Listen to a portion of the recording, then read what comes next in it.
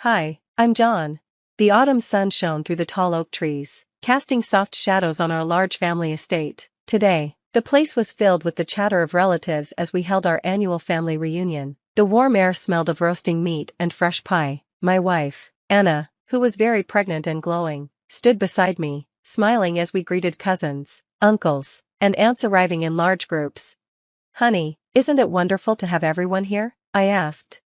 Anna squeezed my hand, her eyes scanning the crowd. "It is, but stay close. You know how your mom can be," she whispered. I noticed my mother, Helen, moving through the crowd, her eyes sharp and observant. As the day went on, the polite greetings turned into deeper conversations. Julia, my cheerful sister-in-law, joined Anna and me near the edge of the garden, offering some relief from my mother's watchful gaze.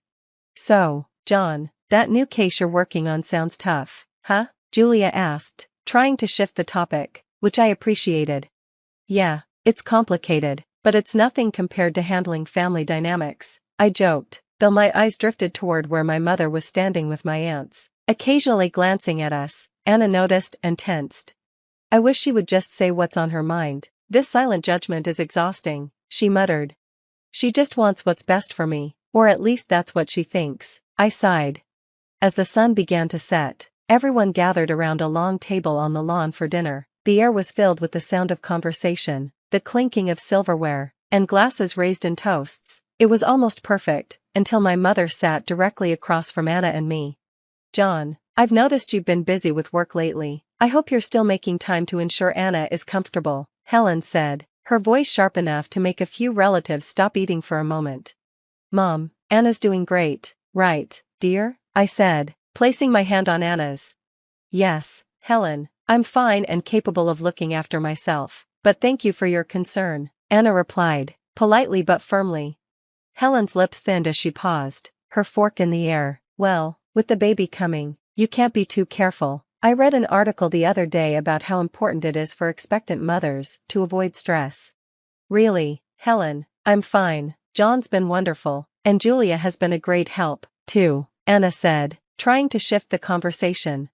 Julia quickly caught on and jumped in. "Absolutely, and wait till you see the nursery we've been working on. John, maybe you should show your mom the photos. It's coming together really nicely." And with that, the dinner continued. Helen's comments became sharper with each passing moment, subtly criticizing Anna's choices, from her diet to her decision to keep working late into her pregnancy. The tension at the table grew, and relatives exchanged uncomfortable glances. Finally, I stood up, tapping my glass to get everyone's attention. "I'd like to propose a toast," I said, "to family, by blood and by bond. May we always support and uplift each other, no matter what." Everyone raised their glasses in agreement, and for a brief moment, the mood lightened, but Helen's tight smile as she sipped her wine told me that the evening wasn't going to end peacefully. As the sky darkened, I had a feeling the real trouble was yet to come.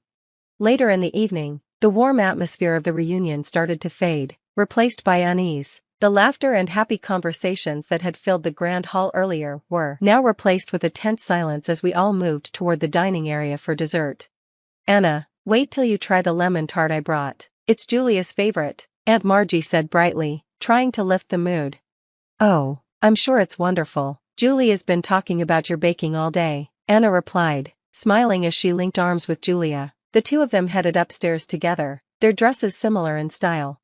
But behind them, Helen's eyes narrowed as she mistook Julia for Anna. Her steps quickened, driven by a mix of resentment and a misguided sense of protectiveness. "I need to speak with you now, Anna," Helen called out, her voice sharp and urgent, but she was really calling out to Julia. Julia turned around, confused. "Helen, I think you," she started, but before she could finish, Helen, acting on impulse, pushed Julia. Thinking it was Anna, Julia lost her balance and fell down the stairs. The sound of her fall filled the hall, followed by horrified gasps as she hit the ground with a thud. "Julia!" Anna screamed, rushing down the stairs as the family stood in shock. Helen froze at the top of the staircase, her face pale as she realized the terrible mistake she had made. I pushed through the crowd, my instincts as a lawyer kicking in despite the personal horror unfolding in front of me. "Someone call an ambulance," I said, trying to keep my voice steady. John's command cut through the chaos as he knelt beside Julia, assessing her injuries. "Why would you do this, Helen? She's your niece," Anna's voice trembled with a mix of rage and fear. Helen, flustered and stammering, waved her hands helplessly. I thought she was you. I just wanted to talk. By pushing her down the stairs? John's voice was cold, his eyes searching his mother's face for an explanation that made sense. Moments later, Julia was taken away on a stretcher, and the house fell into a heavy silence. John pulled Helen aside, his tone a mix of disbelief and authority. What's going on, Mom? Your behavior tonight wasn't just out of line, it was dangerous. What did you think Aita was going to do? It's all those articles and talk shows, Helen muttered, wringing her hands. They say some women trap men with pregnancies. I thought she was manipulating you.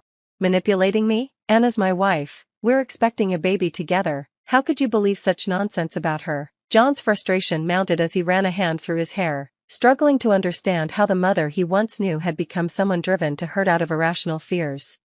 I got scared, and seeing her, or who I thought was her, brought it all up, Helen admitted, her voice breaking. John shook his head, trying to process her words. Anna needs me, and Julia deserves justice. We're going to sort this out, but right now, I can't even look at you.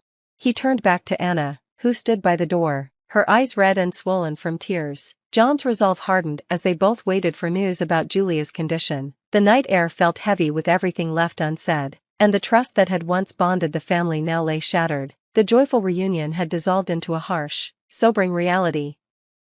I'm not implying anything, I've seen it. The cake incident was just the beginning. Why do you favor Maddie over Sophie? I pressed, feeling a mix of anger and sadness. Linda hesitated, her facade cracking. It's complicated, Hannah, you wouldn't understand. I need to understand, Linda, for Sophie's sake. She's your granddaughter too, I said, my resolve strengthening. The conversation was tense, with Linda alternating between denial and vague explanations. I stood my ground, making it clear that this behavior had to change. As I left the cafe, I felt a mix of emotions. The confrontation had been difficult but necessary. I had stood up for my daughter, and that was what mattered. Now, it was up to Linda to reflect on her actions and make amends, but deep down, I knew this was just the beginning of a longer journey. At the annual family gathering, the atmosphere was festive, but I was a bundle of nerves. As I moved through the crowd, making small talk, my eyes were constantly on Linda, waiting for the right moment. She was laughing and chatting, seemingly carefree, which only strengthened my resolve. Finally, I found my chance. Linda was alone, refilling her drink. I took a deep breath and went up to Linda. Linda, can we talk in private? I asked. She looked surprised but nodded and followed me to a quieter corner of the room. I want to talk about Sophie and Maddie, I started. I've noticed that you treat them very differently. It's not fair to Sophie. Linda looked defensive. You're imagining things, Hannah. This is ridiculous. No, I'm not. Others have noticed too. The way you focus on Maddie and barely acknowledge Sophie is clear as day. It's hurting Sophie, and I won't stand for it. The conversation was intense. Linda kept denying and making weak excuses, but I stood firm, presenting all the evidence I had collected. As our voices got louder, some family members started to listen in, moving closer to hear. This needs to stop, Linda. You're playing favorites, and it's harmful, I said, my voice rising with emotion. Finally, Linda's facade cracked. All right, maybe I've been more attentive to Maddie, but it's only because she needs more support. That's no excuse for neglecting Sophie, I said. She's your granddaughter too. The room fell silent as family members listened closely. Linda looked around, realizing her actions were being exposed. I didn't mean to hurt anyone, she stammered, her voice shaky. It's not just about intention, Linda, it's about impact. Your actions have consequences, I said. Linda tried to apologize and make excuses, but it was too late. The truth was out. As the confrontation ended, the family buzzed with whispers and shock. It was clear they saw Linda in a new light. In the days that followed, I noticed a change. Linda became more isolated, and her usual charm couldn't hide the truth revealed at the gathering. People started treating me with more respect, recognizing the strength it took to stand up for my daughter. Sophie, blissfully unaware of the details, seemed happier and more at ease. That was what mattered most to me. The confrontation had been tough, but it opened the family's eyes to Linda's true colors. It was a turning point that I hoped would lead to a healthier and more honest family dynamic in the future. In the aftermath of the confrontation with Linda, my life began to change significantly. My career as a graphic designer took off with new creativity and recognition. Clients were thrilled with my work, leading to more referrals and exciting projects. More importantly, Sophie and I found a deeper sense of happiness and peace in our daily lives. Her laughter filled our home, showing how much our lives had improved. "Mom, you're the coolest mom ever. Look at all these people loving your designs," Sophie said one evening, her eyes wide with excitement as she looked at my social media feed. I smiled, feeling a strong sense of accomplishment. We make a great team, don't we, sweetie? Together, we can achieve anything. Meanwhile, Linda's situation within the family was changing drastically. The once respected matriarch was now facing the consequences of her actions. I heard about her struggles from family members, who spoke with varying degrees of pity and disdain. Linda tried to organize family events, but the responses were often lukewarm. Invitations were politely declined, and her calls and messages often went unanswered. At a family barbecue, I saw firsthand how Linda's status had fallen. She tried to mingle, but people responded with polite nods and quick exits. Gone were the days when family members sought her advice or laughed at her jokes. Instead, they exchanged uncomfortable glances and found reasons to walk away. "Did you see how Aunt Linda was practically ignored when she tried to join the card game?" one of my cousins whispered to me. "Yeah, it's sad, but after what happened with Sophie and me, people are seeing her true colors," I replied, feeling a mix of vindication and sadness about the situation. The change in how the family treated me was noticeable. I went from being just Linda's daughter-in-law to being seen as a strong, independent person who stood up for her child. My opinions were valued, and my company was appreciated, a sharp contrast to Linda's growing isolation. As Sophie's next birthday approached, I was determined to make it special and drama-free. I organized a small, intimate party at our home. The joy and laughter that filled our house that day were a far cry from the previous year's chaos.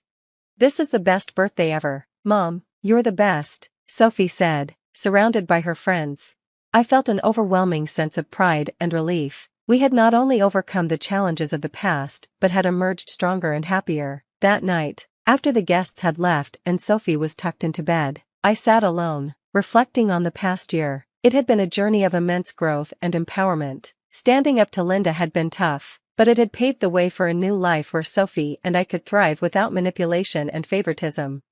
A text from Linda interrupted my thoughts. "I realize I've lost a lot. I'm sorry for everything. Maybe one day we can talk." Reading her message, I felt a mix of emotions. There was a sense of justice in seeing the consequences of her actions, but also a hint of sadness for the strained family bond. As I turned off the lights and settled into bed, I felt a deep sense of contentment and peace. Sophie and I had faced our challenges with courage and emerged stronger. Our journey was a powerful testament to resilience, the importance of standing up for what's right, and the unbreakable bond between a mother and her daughter. With our story coming to a close, I'm curious to hear your thoughts. Do you think Hannah made the right decision in handling the situation with Linda? Was there a better way to address the favoritism and its impact on Sophie? Or was Hannah's approach justified given the circumstances? This situation touches on deep family dynamics and the choices we make to protect our loved ones. Please share your thoughts in the comments below. If you enjoyed this story and the journey we've shared, don't forget to hit the like button and subscribe to the channel for more content. Your support means a lot and helps keep these stories coming. Thank you for watching and being a part of our story today. The shrill ring of the doorbell pierced the silence of my grief like a knife. I knew who it was before I even opened the door. Elizabeth, my mother-in-law, stood there with her lips pursed and eyes narrowed. It had only been 3 days since we buried Mark, and already she was here to disrupt what little peace I'd managed to find. "Clara," she said, her voice as cold as the autumn air that swept in behind her, "I hope I'm not interrupting anything important." I stepped aside, allowing her to enter. "Of course not, Elizabeth. Please come in." She strode past me, her heels clicking against the hardwood floors Mark and I had chosen together. I followed her into the living room, where she perched on the edge of the sofa, her back ramrod straight. "I suppose you're wondering why I'm here," Elizabeth said, her gaze sweeping critically over the room. I sank into Mark's favorite armchair, running my fingers over the worn fabric. "I assumed you wanted to check on me. It's been a difficult few days." Elizabeth's laugh was sharp and humorless. "Oh, my dear, I'm not here to coddle you. I'm here to discuss the house." My heart skipped a beat. "The house? What about it?" Well, now that Mark is gone, we need to sort out the living arrangements. After all, this house belongs to the family. I frowned, confusion settling over me like a heavy blanket. I'm not sure I understand. Mark and I bought this house together. We built our life here. Elizabeth leaned forward, her eyes glinting. That's where you're mistaken, Clara. The house was left solely to Mark, not to you. Didn't he tell you? The room seemed to tilt on its axis. That's impossible. We saved for years to buy this place. We picked out every fixture, every paint color together. Oh, you poor, naive girl, Elizabeth said, her voice dripping with false sympathy. Mark may have let you believe that, but the truth is, this house has always been in the family. His father left it to him in his will. I shook my head, struggling to process her words. No, that can't be right. Mark would have told me. Elizabeth stood, smoothing her skirt. Well, he didn't. And now that he's gone, we need to discuss your living situation. After all, you're not really family anymore, are you? Her words hit me like a physical blow. I rose to my feet, anger burning through the fog of my grief. How dare you? I was Mark's wife. I cared for him after his accident. I gave up everything for him.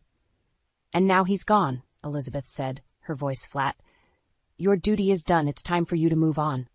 I clenched my fists, fighting to keep my voice steady. This is my home, Elizabeth. I'm not going anywhere. She moved towards the door, pausing to look back at me. We'll see about that, Clara. I suggest you start packing. You'll be hearing from our lawyer soon. The door slammed behind her, leaving me alone in the sudden silence. I sank back into Mark's chair, my mind reeling. How could this be happening? How could Mark have kept such a secret from me? I glanced around the room, taking in the photos on the mantel, the throw pillows I'd embroidered myself, the bookshelves Mark and I had filled together. This was our home, our life. And now, in the blink of an eye, it was all slipping away. As the reality of my situation began to sink in, I felt a resolve hardening within me. I wouldn't let Elizabeth bully me out of my own home. I wouldn't let her tarnish the memory of the life Mark and I had built together. I reached for the phone, my fingers trembling as I dialed. Aunt Martha? It's Clara. I need your help. You won't believe what Elizabeth just told me. I closed my eyes, letting the warm sunlight wash over me as I sat on the porch swing. The gentle creaking of the chains transported me back to happier times, when Mark and I would spend lazy Sunday afternoons out here, dreaming of our future. Clara, honey? Mark's voice echoed from inside the house. Can you come here for a sec? I found him in the kitchen, surrounded by paint swatches and flooring samples. His eyes lit up as I entered, and he pulled me close for a kiss. What do you think about this color for the living room? He asked, holding up a soft sage green swatch.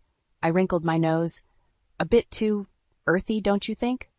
Mark laughed, the sound warming me from the inside out. You're right. How about this blue instead? As we pored over the samples, the doorbell rang. I opened it to find Elizabeth standing there, her face drawn and tired. Elizabeth, I said, surprised. Is everything all right? She stepped inside, her eyes darting around nervously. I need to talk to Mark. Mark appeared behind me, his hand resting on my lower back. Mom, what's going on? Elizabeth's chin quivered. Your father, he's gone, heart attack. I don't know what to do. The next few weeks passed in a blur of funeral arrangements and legal meetings. As we sat in the lawyer's office, listening to the reading of Mark's father's will, I felt a growing unease. And to my son, Mark, I leave the family home, the lawyer droned on. I turned to Mark, confusion etched on my face. I thought we were buying this house together? Before Mark could respond, Elizabeth cut in. Of course you are, dear. This is just a formality. The house has always been in the family. Mark squeezed my hand reassuringly, but I couldn't shake the feeling that something wasn't right. Later that night, as we lay in bed, I broached the subject again. Mark, about the house. He sighed, pulling me closer. I know I should have told you, but it doesn't change anything. This is our home, Clara. We've put our heart and soul into it. I wanted to believe him, but a seed of doubt had been planted. The following week, Elizabeth showed up on our doorstep, suitcases in tow. I hope you don't mind, she said, brushing past me. I just can't bear to be alone in that big empty house. Mark and I exchanged glances. Of course not, Mom, he said. Stay as long as you need. As days turned into weeks and weeks into months, Elizabeth's presence began to wear on me. She critiqued my cooking, rearranged our furniture, and constantly reminded me of my shortcomings as a wife and homemaker. One evening, as I was preparing dinner, Elizabeth cornered me in the kitchen. "You know, Clara," she said, her voice sickly sweet, "I've been thinking. Perhaps it would be best if I just moved in permanently. After all, this is my family home." I nearly dropped the plate I was holding. "Elizabeth, Mark and I are starting our own family. We need our space." Her eyes narrowed. "Space? In my son's house? I think you're forgetting your place here, Clara." Before I could respond, Mark walked in. "Everything okay in here?" Elizabeth's demeanor changed instantly. "Of course, darling. I was just offering to help Clara with dinner. She seems a bit overwhelmed." As Elizabeth brushed past us, Mark turned to me. "You okay? You look upset." I wanted to tell him everything, to make him understand how his mother's presence was slowly suffocating me. But the words caught in my throat. "I'm fine," I lied. "Just tired." Mark kissed my forehead. "Why don't you go rest? I'll finish up here." As I climbed the stairs, I heard Elizabeth's voice drift up from the kitchen. "Mark, darling, we need to talk about Clara. I'm worried she's not cut out for this family." I paused, my heart pounding. What was Elizabeth up to? And more importantly, how would Mark respond? As I stood there, frozen on the stairs, I realized that the battle for my home and my marriage had only just begun. The screech of tires and the sickening crunch of metal tore through my world like a hurricane. One moment, Mark and I were laughing about some silly joke, and the next, our lives changed forever. I paced the sterile hospital corridor, my heart pounding in my ears. The doctor's words echoed in my mind: paralyzed from the waist down, extensive rehabilitation, full-time care. Elizabeth burst through the doors, her face a mask of fury. "Where is he? What happened?" I tried to explain, but she brushed past me into Mark's room. I followed, feeling like an intruder in my own husband's space. "Oh, my poor baby," Elizabeth cooed, stroking Mark's hair. She turned to me, eyes blazing. "How could you let this happen?" Mark's weak voice cut through the tension. "Mom, it wasn't Clara's fault, please." Weeks turned into months, and our once peaceful home became a battleground. I resigned from my job to care for Mark full-time, learning to navigate the complexities of his new needs.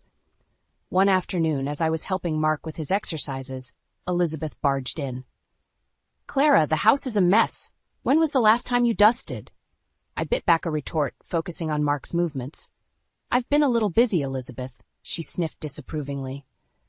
"Well, if you can't handle it, perhaps we should hire a housekeeper. Of course, that would mean even less money coming in." Mark's face flushed with anger. "Mom, that's enough. Clara's doing her best." I squeezed his hand gratefully, but Elizabeth wasn't finished. "And what about your writing, Clara? Surely you could be doing that instead of whatever it is you do all day." That night, after Mark was asleep, I sat at my desk, staring at the blank computer screen. Elizabeth's words echoed in my mind. Maybe she was right. Maybe I could be doing more. I started writing, pouring my fears and frustrations onto the page. Before I knew it, the sun was peeking through the curtains, and I had the rough draft of a short story. Over the next few weeks, I fell into a new routine. Caring for Mark during the day, writing late into the night. It wasn't easy, but it gave me a sense of purpose beyond caregiving. One evening, as I was preparing dinner, Elizabeth cornered me in the kitchen. "I saw your name in that little online magazine," she said, her voice dripping with disdain. "Is that what you've been doing instead of keeping this house in order?" I took a deep breath, determined not to let her get to me. "I'm trying to contribute, Elizabeth. Writing helps pay the bills." She laughed, a harsh, grating sound. "Contribute? Please, those pennies you earn are nothing compared to what Mark used to make. Face it, Clara, you're a burden on this family." Something inside me snapped. "A burden? I've given up everything to care for your son. I'm doing my best to keep this family afloat while you do nothing but criticize." Elizabeth's face turned an alarming shade of red. "How dare you speak to me like that in my own home?" "Your home?" I shot back. "Mark and I built this life together. You're the guest here, Elizabeth." The sound of Mark's wheelchair interrupted our argument. "What's going on?" he asked, his voice tight with concern. Elizabeth's demeanor changed instantly. "Nothing, darling. Clara and I were just discussing household matters." I turned away, unable to bear the look of confusion on Mark's face. As I busied myself at the stove, I heard Elizabeth's voice, low and menacing. "This isn't over, Clara. You may have Mark fooled, but I see right through you. One way or another, I'll make sure you know your place in this family." As she swept out of the kitchen, I gripped the counter, my knuckles turning white. I knew then that this was more than just a clash of personalities. Elizabeth saw me as a threat, and she wouldn't rest until she had pushed me out of Mark's life, and out of this house for good. I looked at Mark, his worried eyes meeting mine, and made a silent vow. I wouldn't let Elizabeth win. No matter what it took, I would fight for my marriage, my home, and the life Mark and I had built together. The shrill ring of my phone jolted me awake. I fumbled for it in the darkness, my heart racing. "Hello?" I croaked, my voice thick with sleep. "Clara, it's Dr. Patel. You need to come to the hospital right away. It's Mark." The world tilted on its axis as I rushed to dress. My hands shook so badly I could barely button my blouse. I called Elizabeth, leaving a terse voicemail about Mark's condition before racing to the car. The hospital corridors seemed endless as I ran towards Mark's room. Dr. Patel met me outside, his face grave. "I'm sorry, Clara. We did everything we could, but the infection was too severe. Mark passed away a few minutes ago." The words hit me like a physical blow. I staggered, bracing myself against the wall. "No," I whispered. "No, it can't be." I don't remember entering Mark's room, but suddenly I was there, clutching his lifeless hand. His skin was still warm, and for a moment I could almost pretend he was just sleeping. But the stillness in his chest told the truth my heart couldn't accept. "Mark," I sobbed, pressing my forehead to his. "Please, don't leave me." A commotion in the hallway broke through my grief. Elizabeth's voice, shrill and angry, echoed off the walls. "Where is he? Where's my son?" She burst into the room, her eyes wild. When she saw Mark, she let out a wail that chilled me to the bone. "My baby! Oh, my poor baby!" Elizabeth threw herself across Mark's body, pushing me aside. I stumbled back, watching in stunned silence as she stroked his face, murmuring words I couldn't understand. The next few days passed in a blur of funeral arrangements, well-meaning visitors. I moved through it all in a fog, barely registering the words of sympathy or the gentle touches on my arm. Elizabeth took charge, making decisions about the service and the burial without consulting me. I was too numb to protest. It wasn't until the night after the funeral that reality truly set in. I sat in Mark's favorite chair, clutching one of his sweaters to my chest, when Elizabeth entered the room. "Well," she said, her voice oddly calm, "I suppose we need to discuss what happens now." I looked up at her, confused. "What do you mean?" Elizabeth sighed, settling herself on the sofa. "Clara, dear, you have to understand. With Mark gone, things have to change. This house, it's been in our family for generations. It was never really yours." Her words pierced through my grief like a knife. "What are you saying, Elizabeth?" "I'm saying that it's time for you to move on, find a place of your own, start a new life." I stood up, anger finally breaking through my numbness. "This is my home. Mark and I built our life here together." Elizabeth's eyes hardened. "No, Clara, this was Mark's home. You were just a guest here, and now your stay has come to an end." "You can't do this," I said, my voice shaking. "Mark wouldn't want this." "Mark isn't here anymore," Elizabeth snapped, "and I'm the one who decides what happens to this house now." As the full weight of her words sank in, I felt something inside me break. Not only had I lost my husband, but now I was losing my home, my security, everything we had built together. I turned away from Elizabeth, unable to bear the triumphant gleam in her eyes. My gaze fell on a photo of Mark and me on our wedding day, smiling and full of hope for the future. A future that now lay in ashes at my feet. In that moment, I knew I had a choice to make. I could fight Elizabeth, drag this out in a bitter legal battle that would tarnish Mark's memory. Or I could find the strength to start anew, to honor Mark by living the life he would have wanted for me. As I stood there, torn between grief and determination, I realized that the real battle was just beginning. And somehow, I would have to find the courage to face it alone. I sat on the floor of Mark's study, surrounded by photo albums and memories. My fingers traced the outline of his face in our wedding photo, tears blurring my vision. It had been 2 weeks since the funeral, and the house felt emptier than ever. The creak of the door startled me. Elizabeth stood there, her lips pursed in disapproval. "Still wallowing, I see," she said, her voice dripping with disdain. I wiped my eyes, struggling to my feet. "I'm just remembering," I said softly. Elizabeth's eyes narrowed. Remembering? Or plotting? What are you talking about? I asked, confusion mixing with my grief. She struck into the room, snatching the photo album from my hands. Don't play innocent with me, Clara. I know what you're up to. Elizabeth, please. I don't understand. Oh, spare me, she spat. You think if you play the grieving widow long enough, you'll get to keep this house? Well, let me tell you something. This house belongs to the family. To me, you're nothing but a guest here, and your welcome has long overstayed. Her words hit me like a physical blow. How can you say that? Mark and I built our life here together. This is my home, too. Elizabeth laughed, a harsh, bitter sound. Your home? You really are delusional, aren't you? Mark may have let you believe that, but the truth is, you were never more than a temporary fixture in his life. In our family. I felt something snap inside me. That's not true. Mark loved me. We were partners in everything. Partners? Elizabeth scoffed.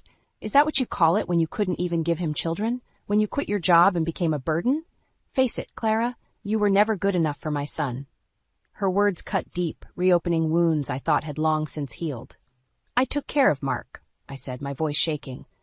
I was there for him when he needed me most. Elizabeth's face contorted with rage. And where were you when he died? Off scribbling your little stories while my son took his last breath alone. The accusation hit me like a punch to the gut. I stumbled back, gripping the edge of Mark's desk for support. That's not... I didn't know. Of course you didn't, Elizabeth sneered. You were too wrapped up in your own little world to notice my son slipping away. Some wife you were. Tears streamed down my face as I struggled to breathe. Elizabeth, please, this isn't what Mark would have wanted. Don't you dare presume to know what my son would have wanted, she hissed. Mark is gone, and it's time you accepted that. This charade of yours ends now. I want you out of this house by the end of the week. You can't do this, I whispered, my mind reeling. This is my home. Elizabeth's eyes glittered with malice. Watch me. If you're not gone by Friday, I'll have the locks changed and your things thrown out on the street. It's time you faced reality, Clara. You're not family. You never were. With that, she turned on her heel and stormed out, leaving me alone in the wreckage of my life. I sank to the floor, sobs racking my body as the full weight of my situation crashed down on me. I was alone, truly, completely alone. The home I had shared with Mark, the life we had built together, was being ripped away from me. And the worst part was, a small voice in the back of my mind whispered that maybe Elizabeth was right. Maybe I hadn't been enough for Mark. Maybe I didn't deserve this home, these memories. As the sun set outside the window, casting long shadows across the room, I knew I had a decision to make. I could fight Elizabeth, cling to the remnants of my life with Mark, or I could find the strength to start anew. With trembling hands, I reached for the photo album, opening it to the last picture Mark and I had taken together. His smile, so full of love and life, seemed to give me strength. I traced his face one last time, then slowly closed the book. It was time to write a new chapter in my story, even if it meant leaving behind everything I had ever known. I stood in the kitchen, my hands shaking as I clutched a mug of cold coffee. Elizabeth's ultimatum echoed in my mind. Leave by Friday or be thrown out. I had less than 48 hours to decide my fate. The doorbell rang, startling me from my thoughts. I opened it to find my Aunt Martha, her kind face creased with concern. Clara, honey, she said, pulling me into a hug. I came as soon as I heard. Are you okay? I broke down in her arms, weeks of pent-up grief and frustration pouring out. Between sobs, I told her everything. Elizabeth's cruelty, the threat of eviction, my fear of losing the last connection to Mark. Martha listened, her eyes growing harder with each word. When I finished, she took my hands in hers. Clara, you need to fight this. That house is as much yours as it is Elizabeth's. I shook my head. I can't, Martha. I'm so tired of fighting. Maybe it's time I let go. Let go? Martha's voice rose. Clara, this isn't just about a house. It's about your life with Mark, your memories, your future. You can't let Elizabeth bully you out of that. As if summoned by her name, Elizabeth appeared in the doorway, her face a mask of disdain. Well, if it isn't the cavalry, she sneered, come to talk some sense into her? Martha stood, drawing herself up to her full height. I've come to support my niece, Elizabeth, something you seem incapable of doing for your own daughter-in-law. Elizabeth's eyes flashed. Daughter-in-law? Please, Clara was nothing more than a temporary distraction for Mark. Now that he's gone, it's time for her to move on. I flinched at her words, but Martha wasn't backing down. How dare you? Clara was Mark's wife, his partner. She has every right to be here. Rights? Elizabeth laughed bitterly. The only rights here are mine. This house belongs to me now, and I want her out. Something snapped inside me. I stepped forward, my voice steadier than I felt. No, Elizabeth. This house was Mark's, and he wanted me to have it. I'm not leaving. Elizabeth's face contorted with rage. You ungrateful little... She lunged forward, her hand raised as if strike me. Martha intercepted, grabbing Elizabeth's wrist. That's enough, Clara. Go pack a bag. You're coming with me. But... I started to protest. Now, Clara, Martha insisted. We need to talk to a lawyer. As I hurried upstairs, I heard Elizabeth's shrill voice. A lawyer? Go ahead, you'll see. I'll make sure she has nothing left when I'm done. My hands trembled as I threw clothes into a suitcase. This was it, the moment everything changed. I was leaving the home Mark and I had shared, possibly for the last time. As I zipped the bag closed, my gaze fell on our wedding photo on the nightstand. Mark's smile, so full of love and hope, seemed to give me strength. I picked up the frame, clutching it to my chest. I'm sorry, Mark, I whispered. I tried to hold on, but I don't know if I can anymore. Downstairs, Martha was waiting by the door, her face grim. Come on, honey. We'll figure this out. As we stepped outside, Elizabeth's voice rang out behind us. Don't bother coming back, Clara. Next time I'll have you arrested for trespassing. The door slammed shut, the sound echoing like a gunshot in the quiet street. I stumbled, overwhelmed by the finality of it all. Martha steadied me, her arm around my shoulders. It's not over, Clara. We'll fight this, I promise. As we drove away, I watched the house, my home, grow smaller in the rearview mirror. The life I had known, the future Mark and I had planned, seemed to be slipping away with each passing mile. I closed my eyes, tears streaming down my face. In that moment, I felt more alone than ever before. The road ahead was uncertain, fraught with legal battles and emotional turmoil. But as the car carried me away from everything I had ever known, I realized that this might be my last chance to reclaim not just my home, but my very identity. The question was, did I have the strength to fight for it? The keys to my new apartment felt cold and unfamiliar in my hand as I unlocked the door. The small, one-bedroom space was a far cry from the home I'd shared with Mark, but it was mine. No Elizabeth, no painful memories lurking around every corner. I set down the last of my boxes and surveyed my new kingdom. The walls were bare, the furniture sparse, but it held the promise of a fresh start. I could almost hear Mark's voice encouraging me. You've got this, Clara. Time to write your own story. With a deep breath, I unpacked my laptop and set it on the rickety kitchen table. It was time to get back to work, to lose myself in the worlds I created on the page.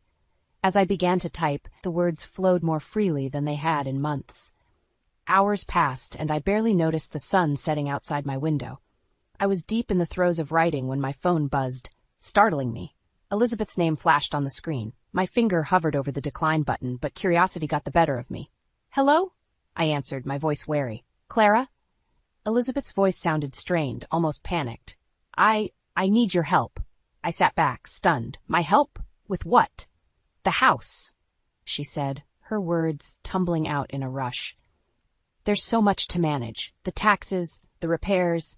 I don't know how you and Mark did it all. A bitter laugh escaped me. We managed it together, Elizabeth, something you never understood. Please, she begged. I don't know who else to turn to. You know this house better than anyone. For a moment, I was tempted. The thought of being back in my home, surrounded by the life Mark and I had built, was almost overwhelming. But then I remembered Elizabeth's cruel words, the way she'd thrown me out without a second thought. I'm sorry, Elizabeth, I said, my voice firm. But that's not my problem anymore. You wanted the house, and now it's yours to deal with. But I cut her off. No, Elizabeth, you made your choice. Now you have to live with it. I ended the call, my hand shaking. Part of me felt guilty for turning her away, but a larger part felt liberated. For the first time since Mark's death, I'd stood up for myself, set a boundary. Energized, I turned back to my writing. The words flowed even faster now, fueled by a newfound sense of purpose. I was no longer just Clara, Mark's widow. I was Clara, the writer, forging her own path. Days turned into weeks, and I fell into a routine. Write, submit, repeat. The rejection stung, but each one only made me more determined. And then, finally, an acceptance. A small literary magazine wanted to publish one of my short stories. As I celebrated with a glass of wine, my phone buzzed again. This time it was Martha. "Clara, honey," she said, her voice tight with concern. "Have you spoken to Elizabeth recently?" I sighed. "She called a few weeks ago, asking for help with the house. I told her no." Martha was quiet for a moment. "Well, it seems she's in over her head. The neighbors called me. Apparently the house is falling into disrepair. Elizabeth can't keep up with it." A pang of guilt shot through me.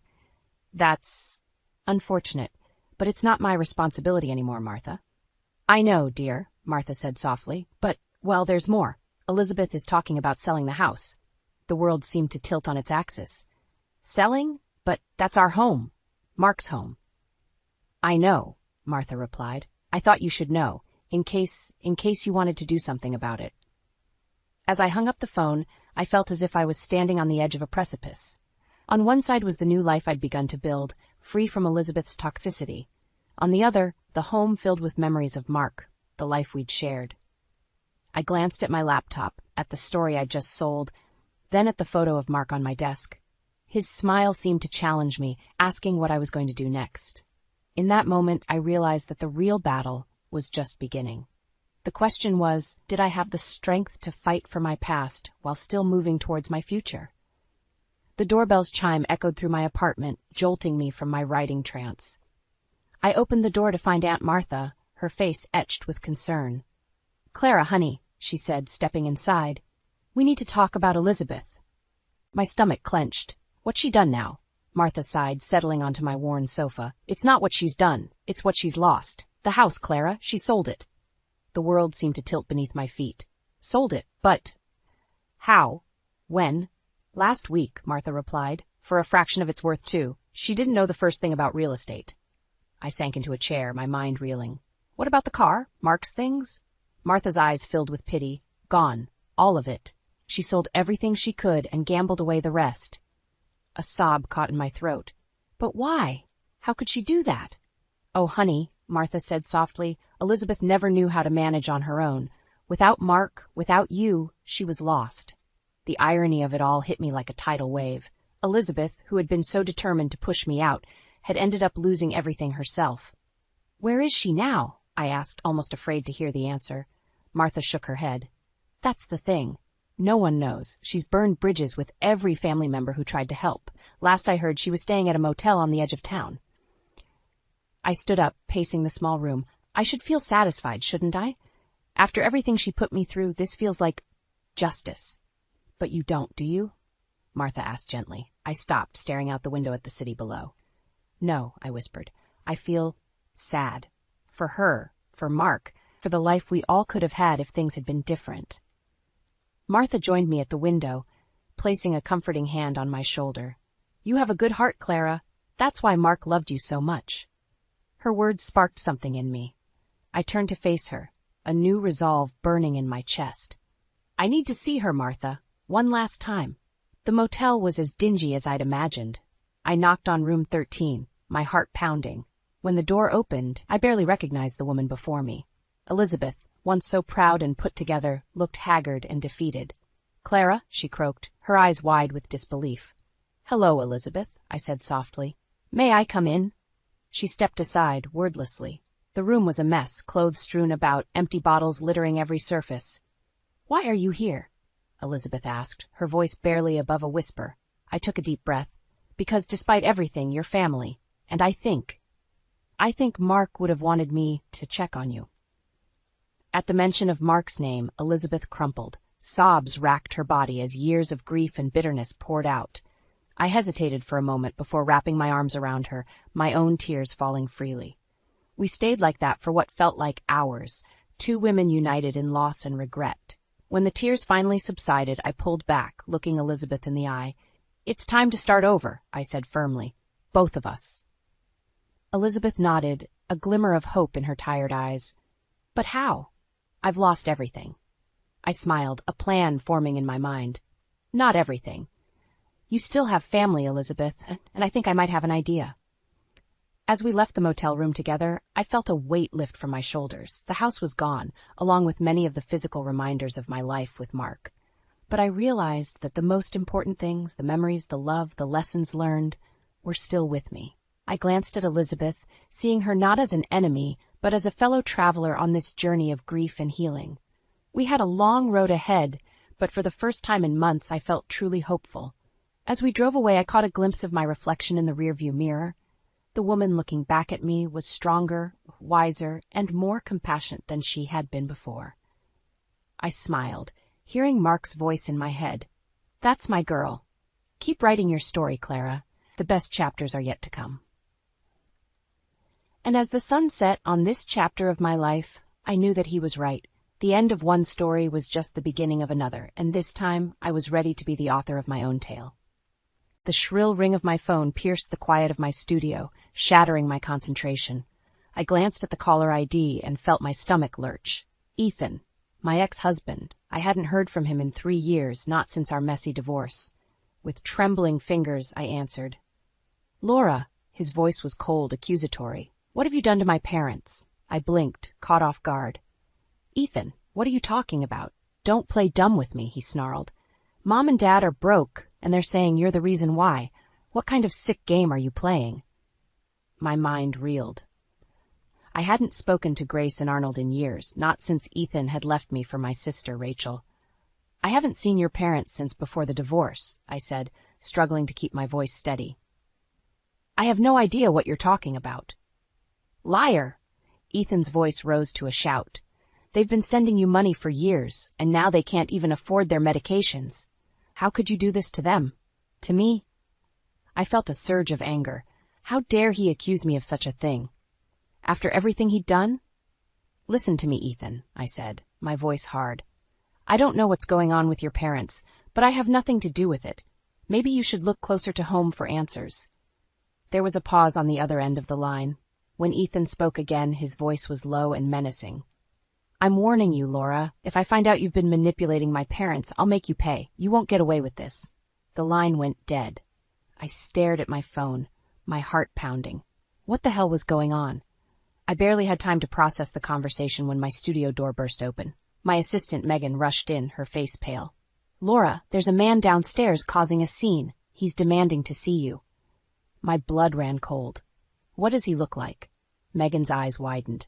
"Tall, dark hair, expensive suit. He says he's your ex-husband." "Oh, God," I muttered. I should have known Ethan wouldn't let it go. I took a deep breath, steeling myself. "Okay, Megan, call security. I'll deal with this." I made my way downstairs, my mind racing. As I reached the lobby, I saw him. Ethan, looking as handsome and arrogant as ever, was shouting at the receptionist. "Ethan," I called out, my voice sharp. "What do you think you're doing?" He whirled to face me, his eyes blazing with fury. "You," he spat. "You think you can ruin my family and get away with it?" I stood my ground, aware of the growing crowd of onlookers. "I haven't done anything to your family, Ethan. You're the one who destroyed ours, remember?" His face contorted with rage. He took a step towards me, his fists clenched. "Don't you dare turn this around on me. My parents trusted you, and you betrayed them." I felt a flicker of fear, but I refused to show it. "Your parents haven't contacted me in years, Ethan. Whatever's going on with them has nothing to do with me."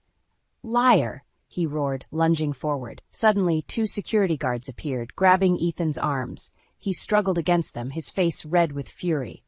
"This isn't over, Laura," he shouted as they dragged him away. "I'll make you pay for this." As the doors closed behind him, I sagged against the wall, my heart pounding. What had just happened? And more importantly, what was I going to do now? I looked up to see my entire staff staring at me, their faces a mix of shock and concern. I straightened up, forcing a calm I didn't feel. "Show's over, folks," I said, my voice only slightly shaky. "Back to work, please." As they dispersed, Megan approached me, her eyes wide. "Laura, are you okay? Should I call the police?" I shook my head, my mind already racing ahead. "No, not yet, but I need you to clear my schedule for the rest of the day. I have some calls to make." As I headed back to my office, I couldn't shake the feeling that this was just the beginning. Whatever was going on with Ethan and his parents, I had a sinking feeling that my life was about to get a lot more complicated. I closed my eyes, letting the warm water of the shower wash over me, trying to rinse away the stress of the day. As I stepped out, wrapping myself in a towel, my mind drifted back to happier times, times when Ethan and I were newlyweds, full of hope and dreams. "Laura, honey, I'm home." Ethan's voice echoed through our apartment, jolting me from my reverie. I quickly dressed and made my way to the living room. There he stood, my handsome husband, a bouquet of roses in his hand and a mischievous glint in his eye. "What's the occasion?" I asked, unable to keep the smile from my face. He pulled me close, his lips brushing my ear. "Do I need an occasion to spoil my beautiful wife?" I melted into his embrace, savoring the moment.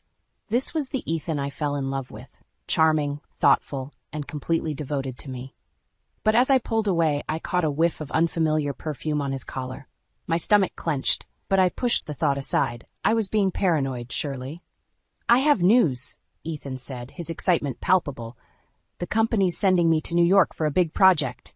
It's a huge opportunity, Laura." My heart sank. "How long will you be gone?" "Just a couple of weeks," he assured me. "And guess what? Your sister Rachel's coming to stay while I'm away. She's between apartments and needs a place to crash. You two can have some quality sister time." I forced a smile, but inside, alarm bells were ringing. Rachel and I had never been close. She was younger, wilder, and had a knack for causing trouble wherever she went. "That's great," I lied, my mind already racing with potential disasters. The next morning, as Ethan left for the airport, Rachel arrived in a whirlwind of designer luggage and drama. "Laura, darling," she exclaimed, air-kissing my cheeks. "It's been too long. This is going to be so much fun." I nodded, already exhausted. "Let me show you to the guest room." As we walked, Rachel chattered incessantly. "Oh, by the way, I ran into Ethan at the airport. He looked so dashing in his suit. You're such a lucky woman, Laura." I froze. The airport? But Ethan left hours ago. Rachel's eyes widened, then quickly narrowed. "Oh, did I say airport? I meant the coffee shop. Yes, that's it. I saw him at the coffee shop before he left." My suspicions, which had been simmering for weeks, suddenly boiled over. Rachel was lying, and badly at that. But why? Over the next few days, Rachel's presence grated on my nerves. She was constantly on her phone, giggling at texts and taking hushed calls in the hallway. When I asked about her job search or apartment hunting, she'd wave me off with vague excuses. One evening, I returned home early from work to find Rachel frantically stuffing something into her purse. "What are you doing?" I demanded. She jumped, guilt flashing across her face before she composed herself. "Nothing, just organizing my things. Why are you home so early?" I stepped closer, my eyes locked on her purse. "What are you hiding, Rachel?" "Don't be ridiculous," she snapped, clutching the purse to her chest. "You're so paranoid, Laura. No wonder Ethan—" She cut herself off abruptly. "No wonder Ethan what?" I pressed, my heart pounding. Rachel's face hardened. "Nothing. Forget I said anything." But I couldn't forget. That slip, combined with everything else, painted a picture I didn't want to see but couldn't ignore. That night, as Rachel slept, I crept into the guest room. My hands shook as I opened her purse, dreading what I might find. There, nestled among her makeup and keys, was a plane ticket to New York, dated for tomorrow. My world tilted on its axis. The perfume, the secretive calls, the lie about seeing Ethan at the airport. It all made terrible sense now. As I stood there, holding the evidence of my husband's betrayal and my sister's deception, I felt something inside me harden. The old Laura, trusting and naive, died in that moment. In her place rose a woman who would no longer be fooled, no longer be played for a fool. Tomorrow, I decided, there would be a reckoning, and neither Ethan nor Rachel would see it coming. I stood in the kitchen, my hands gripping the counter so tightly my knuckles turned white. The sound of Rachel's suitcase wheel rolling across the hardwood floor echoed through the apartment. "Laura?" she called out. "I'm heading out for a bit. Don't wait up." I took a deep breath, steeling myself. It was now or never. "Going somewhere special, Rachel?" I asked, stepping into the hallway. She froze, her hand on the doorknob. "Oh, just meeting a friend." I held up the plane ticket I'd found in her purse. "A friend in New York, perhaps?" The color drained from Rachel's face. "Laura, I can explain." "Save it," I snapped. "I know you're going to see Ethan. How long has this been going on?" Rachel's demeanor changed in an instant. The guilt vanished, replaced by a cold, calculating look. Longer than you'd like to know, sis, she said, her voice dripping with disdain. Ethan and I, we have something special. Something you could never give him. The words hit me like a physical blow. How could you do this to me? I'm your sister. She laughed, a harsh, bitter sound. Oh, please, you've always had everything handed to you on a silver platter, the perfect job, the perfect husband. It's time I got what I deserved. By stealing my husband? I was shaking now, rage and hurt battling for dominance.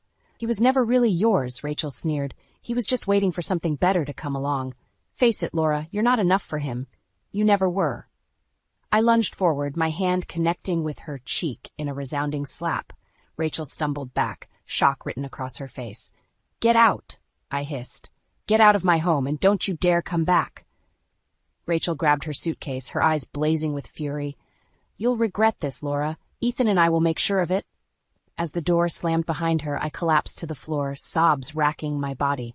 How had everything fallen apart so quickly? Hours later, my phone buzzed. It was Ethan. Laura, his voice was cold, controlled. We need to talk. About what? I asked, my own voice hollow. About how you've been sleeping with my sister. There was a pause. Rachel told me what happened. You had no right to attack her like that. I laughed bitterly. No right. She's been having an affair with my husband. And I had no right. It's not an affair, Ethan said firmly. Laura, I'm in love with Rachel. I want a divorce.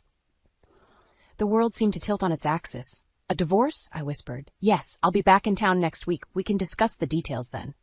Details, I echoed, feeling numb. Ethan, wait. But the line had already gone dead. I sat in stunned silence, my mind reeling. My marriage was over. My husband, the man I'd loved and trusted, had betrayed me in the worst possible way. And my own sister had been complicit in it all. As the shock began to wear off, a new emotion took its place. Determination. I wouldn't let them see me broken. I wouldn't give them the satisfaction. I stood up, wiping away the last of my tears. If Ethan wanted a divorce, he'd get one, but it would be on my terms. I picked up my phone again, scrolling through my contacts until I found the name I was looking for. Sarah Goldstein, the best divorce attorney in the city. Sarah? I said when she answered. It's Laura. I need your help. My husband's been having an affair with my sister, and he wants a divorce. Oh, honey. Sarah's voice was sympathetic but steely. Don't you worry. We'll make sure you come out of this on top. As I hung up, I felt a strange sense of calm wash over me. The life I'd known was over, shattered by betrayal and lies. But from the ashes of my old life, a new Laura would rise. And this Laura, she wouldn't be anyone's victim. Not anymore. The morning sickness hit me like a freight train. I barely made it to the bathroom before emptying the contents of my stomach. As I slumped against the cool tile floor, reality crashed down on me. I was pregnant. With shaking hands, I reached for my phone and dialed my doctor's office. An hour later, my suspicions were confirmed. 6 weeks along, my mind reeled. A baby. Ethan's baby. I stumbled out of the clinic in a daze, my thoughts a chaotic whirlwind. How could I bring a child into this mess? Ethan was in love with Rachel. Our marriage was falling apart. And now this. My phone buzzed. A text from Ethan. Finalizing details in New York. Back next week. We need to talk. I stared at the screen, my finger hovering over the reply button. Should I tell him? Did he deserve to know? The thought of Ethan and Rachel raising my child made me physically ill. No, this was my decision to make. My body. My choice. I made my way to the office, trying to focus on work, but my mind kept drifting. By lunchtime, I couldn't take it anymore. I needed to talk to someone. Someone who would understand. I found myself outside Grace and Arnold's house, Ethan's parents.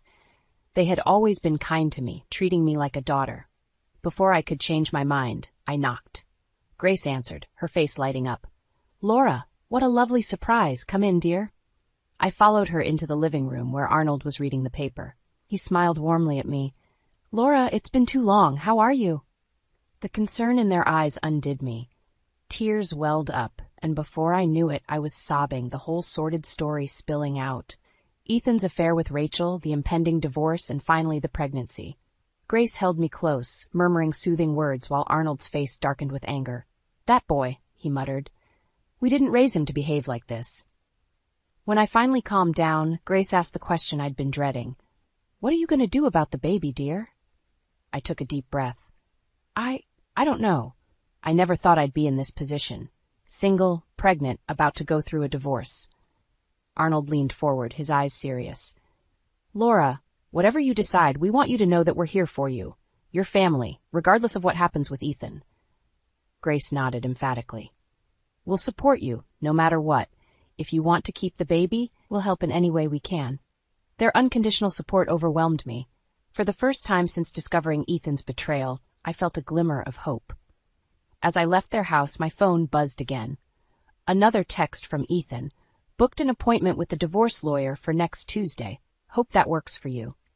A cold fury washed over me. He was already moving on, planning our divorce like it was just another business meeting. And here I was, carrying his child. My world turned upside down. In that moment, I made my decision. I would keep this baby. I would build a new life for us, without Ethan, without Rachel, without their toxicity and betrayal. I typed out a reply. Tuesday works. I'll be there with my lawyer.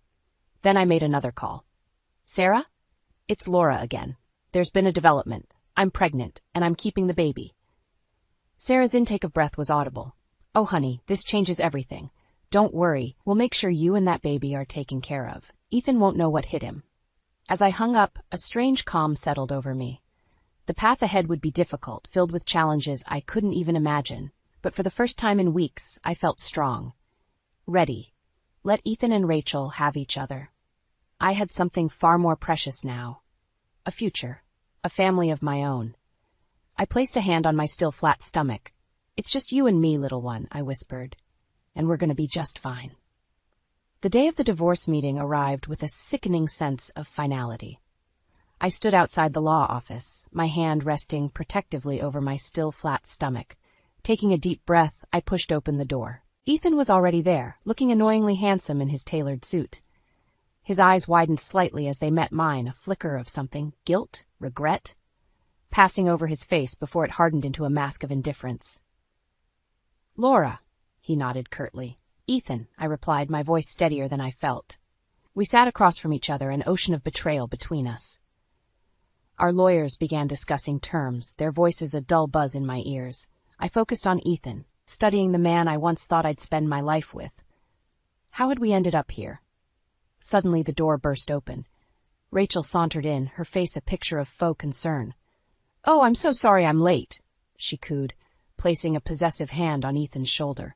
Traffic was terrible. I felt the blood drain from my face. What is she doing here? I demanded, my voice shaking with fury. Ethan at least had the decency to look uncomfortable. Rachel's here for moral support, he muttered. Moral support? I laughed bitterly. That's rich, coming from the two people who have the least morals in this room.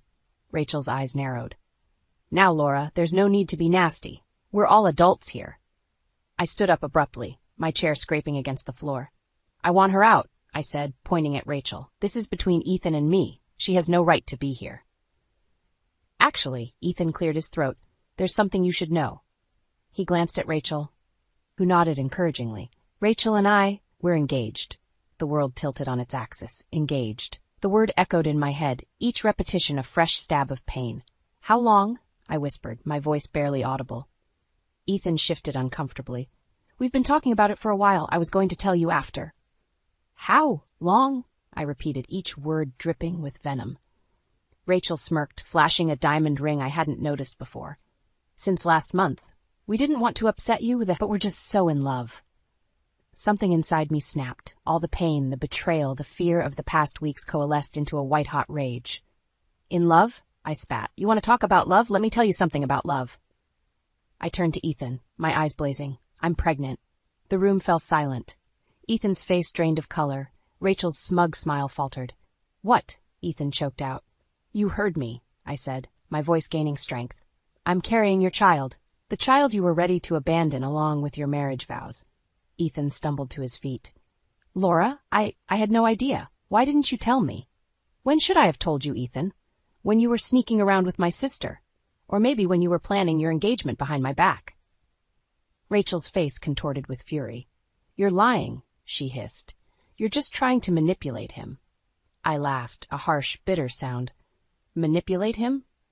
That's your area of expertise, Rachel, not mine. I turned back to Ethan, who looked shell-shocked. I don't want anything from you, I said, my voice cold. Not your money, not your time, nothing. This child and I will be just fine without you. With that, I gathered my things and walked towards the door. As I reached for the handle, Ethan called out, "Laura, wait. We need to talk about this. It's my baby too." I paused, my hand on the doorknob. Without turning around, I said, "You lost the right to call it your baby when you chose her over us." As I walked out, leaving behind a stunned Ethan and a seething Rachel, I felt a weight lift from my shoulders. The path ahead was uncertain, filled with challenges I couldn't even imagine. But for the first time in months, I felt truly free. My hand moved to my stomach, a small smile playing on my lips. "It's just you and me now, little one," I whispered, "and we're going to be amazing."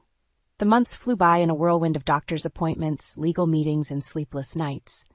My belly grew along with my determination to build a new life for myself and my baby. Ethan's attempts to reach out were met with silence. I had nothing left to say to him. As I neared my due date, I received an unexpected visitor. Grace, Ethan's mother, stood on my doorstep, her eyes brimming with tears. "Laura, dear," she said, pulling me into a gentle hug, "I hope you don't mind me dropping by. I needed to see you." I ushered her in, my heart heavy. Grace and Arnold had been nothing but supportive throughout this ordeal, but I knew their loyalty was torn between their son and me. "How are you feeling?" Grace asked, her eyes fixed on my swollen belly. "Tired," I admitted, "but ready." Grace nodded, her expression pained. "Laura, there's something you should know. Ethan and Rachel, they're planning to fight for custody." The world seemed to tilt beneath my feet. "What?" I gasped, steadying myself against the wall. "They claim you're unfit to be a single mother," Grace continued, her voice trembling with anger. "They're saying your work is too demanding, that you won't have time for the baby." Rage coursed through me, hot and fierce. "How dare they?" I seethed. "After everything they've done, they think they have the right to take my child?" Grace reached out, squeezing my hand.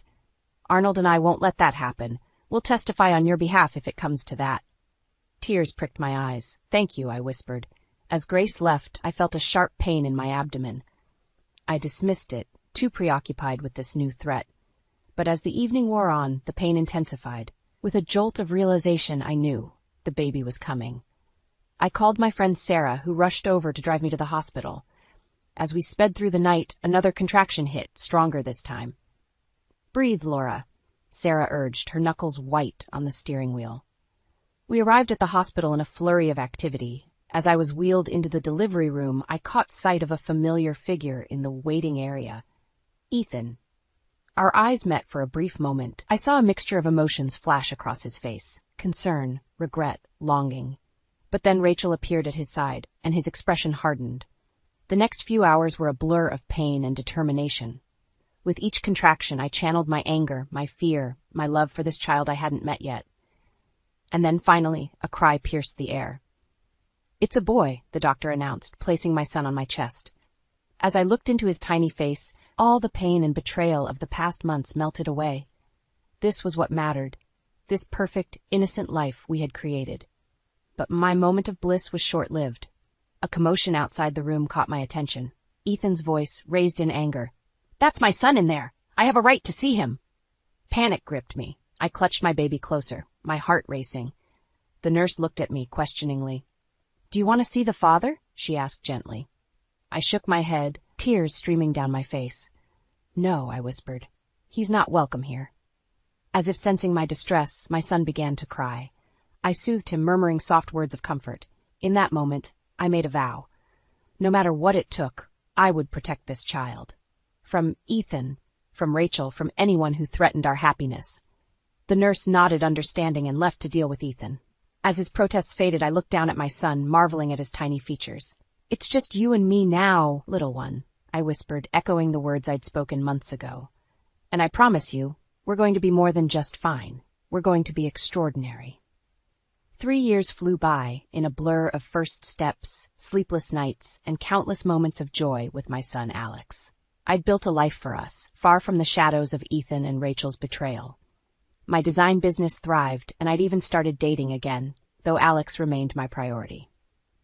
Then, on a crisp autumn morning, my phone rang. Ethan's name flashed on the screen. My heart raced as I answered. Laura, his voice was cold, accusatory. What have you done to my parents? I blinked, caught off guard. Ethan, what are you talking about? Don't play dumb, he snarled. Mom and Dad are broke. They're saying you're the reason why. What kind of sick game are you playing? My mind reeled. I hadn't spoken to Grace and Arnold in months, not since they'd moved to Florida for retirement.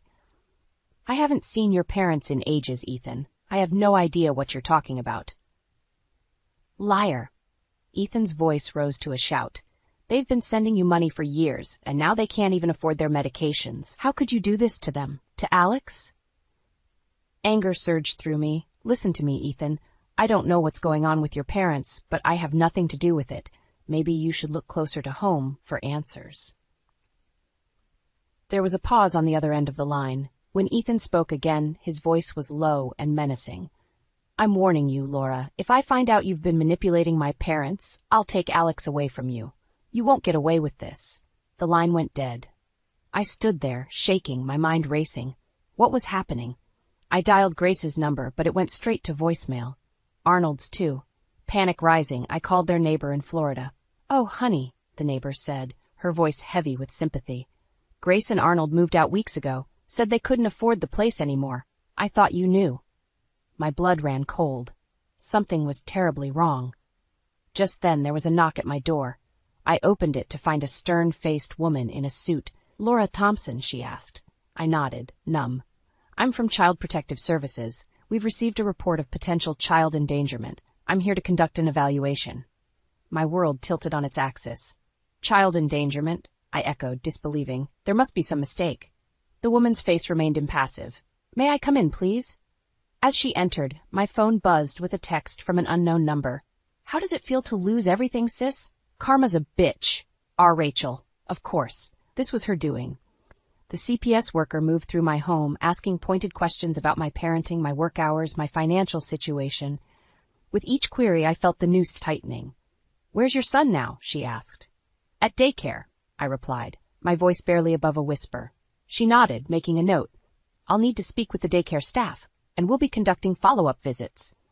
In the meantime, I strongly advise against any travel with your son. As she left, I collapsed onto the couch, my mind a whirlwind of fear and fury. Ethan and Rachel had orchestrated this, I was sure of it. They were trying to take Alex from me. My phone rang again. Grace's number. Laura? Her voice was weak, trembling. I'm so sorry. We didn't know what else to do. Rachel said if we didn't help them, we'd never see Alex again. But now they've taken everything.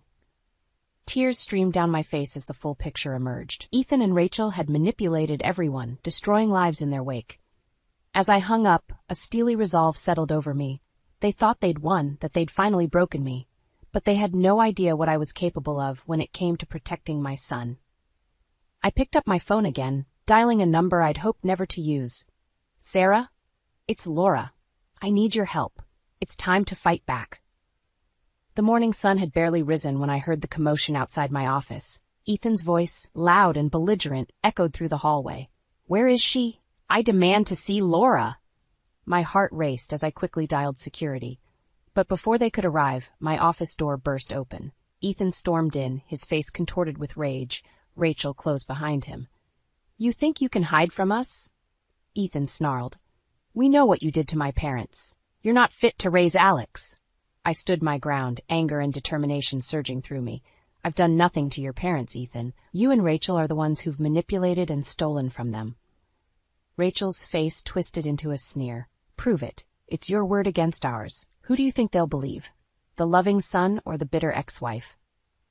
Just then, Sarah burst into the room, followed by 2 police officers. Actually, she said, her voice steady, they'll believe the evidence. Ethan and Rachel's faces paled as Sarah produced a stack of documents. We have bank records showing large transfers from Grace and Arnold's accounts to yours, Ethan. And Rachel, we have recordings of you threatening them if they didn't comply. The officers stepped forward. Ethan Thompson, Rachel Thompson, you're under arrest for fraud and extortion. As they were led away in handcuffs, Ethan's mask of arrogance crumbled. Laura, he pleaded, you can't let them do this. Think of Alex. I met his gaze, my voice firm. I am thinking of Alex, that's why I'm doing this. Once they were gone, I collapsed into my chair, overwhelmed by the emotions coursing through me. Sarah placed a comforting hand on my shoulder. "It's over, Laura. You did it." But it wasn't over. Not yet. Later that day, I stood outside Alex's daycare, my heart in my throat. The staff had been briefed about the situation, but I was still terrified of what might happen. As I waited, a familiar car pulled up. Grace and Arnold stepped out, looking older and more frail than I remembered. "Laura," Grace's voice quavered as she approached. "We're so sorry. For everything." I pulled them both into a hug, tears streaming down my face. "It's okay," I whispered. "You're safe now." The daycare doors opened, and Alex came bounding out. "Mommy," he cried, throwing himself into my arms. I held him tight, savoring his warmth, his innocence. "Hey, buddy, there's some people I want you to meet." I turned to Grace and Arnold, who were watching with tear-filled eyes. "Alex, these are your grandparents. They've been away for a while, but they're here now." As Alex shyly said hello, I felt a weight lift from my shoulders. We had a long road ahead of us, rebuilding trust and healing old wounds. But for the first time in years, I felt hope. That night, as I tucked Alex into bed, he asked a question that broke my heart. "Mommy, why did Daddy and Aunt Rachel go away?" I took a deep breath, choosing my words carefully. Sometimes, honey, people make bad choices, but that doesn't mean they don't love you. It just means they need to learn how to love better. Alex nodded, his little face serious. "Will I see them again?" "Maybe someday," I said, kissing his forehead. "But for now, we have each other, and Grandma and Grandpa, and that's more than enough." As I closed his bedroom door, I caught sight of myself in the hallway mirror. The woman staring back at me was stronger, wiser, and more resilient than I ever thought possible. I had weathered the storm of betrayal, fought for my child, and come out the other side. Not unscathed, but unbroken. Tomorrow, we would start the process of relocating, finding a new home where we could build a peaceful life away from the shadows of the past. It wouldn't be easy, but I was ready for the challenge. Because now I knew the truth. I was capable of facing anything life threw at me. And with Alex by my side, I had all the love and strength I needed to face whatever came next.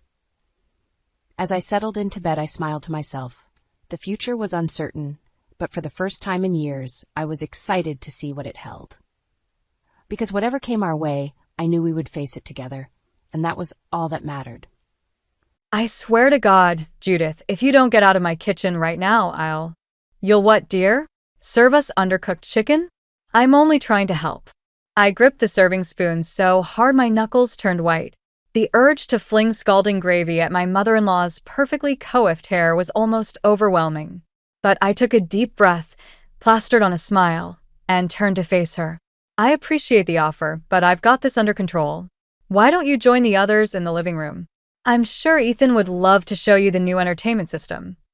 Judith's lips thinned, but she nodded curtly and left the kitchen. I sagged against the counter, exhausted.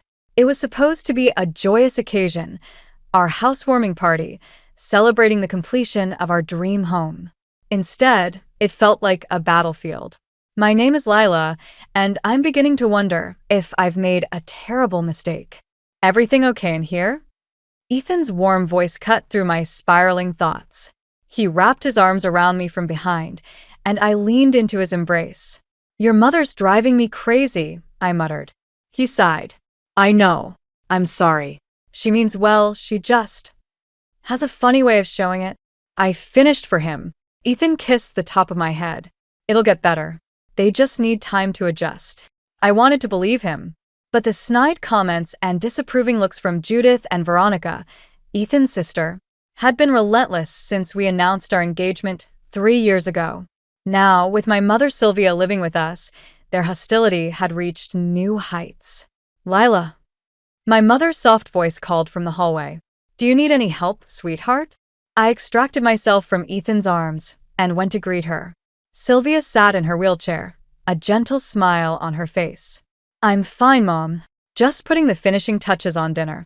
It smells wonderful, she said. I'm so proud of you, honey. This house, this party, you've done an amazing job. Warmth bloomed in my chest at her words. Thanks, Mom. I couldn't have done it without you and Ethan. A high-pitched laugh from the living room made me wince.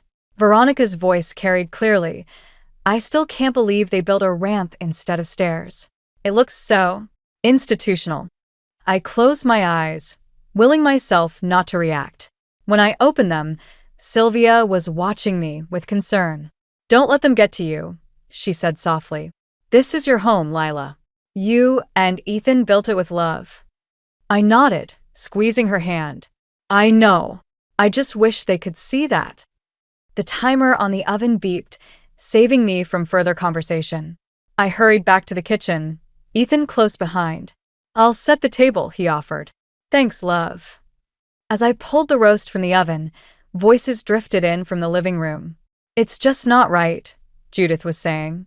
"Ethan should be focusing on his career, not playing nursemaid to his mother-in-law." "I know," Veronica agreed. "Lila's holding him back. He could do so much better." The words hit me like a physical blow. I stumbled, nearly dropping the heavy dish. "Whoa." Ethan steadied me, concern etched on his face. "Are you okay?" I nodded, not trusting myself to speak. He frowned, clearly not believing me, but let it go. "Dinner's ready," I called out, my voice only slightly strained. As everyone gathered around the table, I tried to shake off the overheard conversation. But Judith's critical gaze and Veronica's smug smile made it impossible to relax. "This looks interesting," Judith said, eyeing the roast dubiously. "It's Ethan's favorite," I replied, forcing a smile. "Right, honey?" Ethan nodded enthusiastically. "Absolutely. Lila's an amazing cook." "When she has time to cook, you mean?" Veronica chimed in. "It must be so hard, juggling work and taking care of your mother." "I don't know how you manage it all, Lila." The implication was clear. I didn't manage it all. Not well, anyway. "We managed just fine," Ethan said firmly.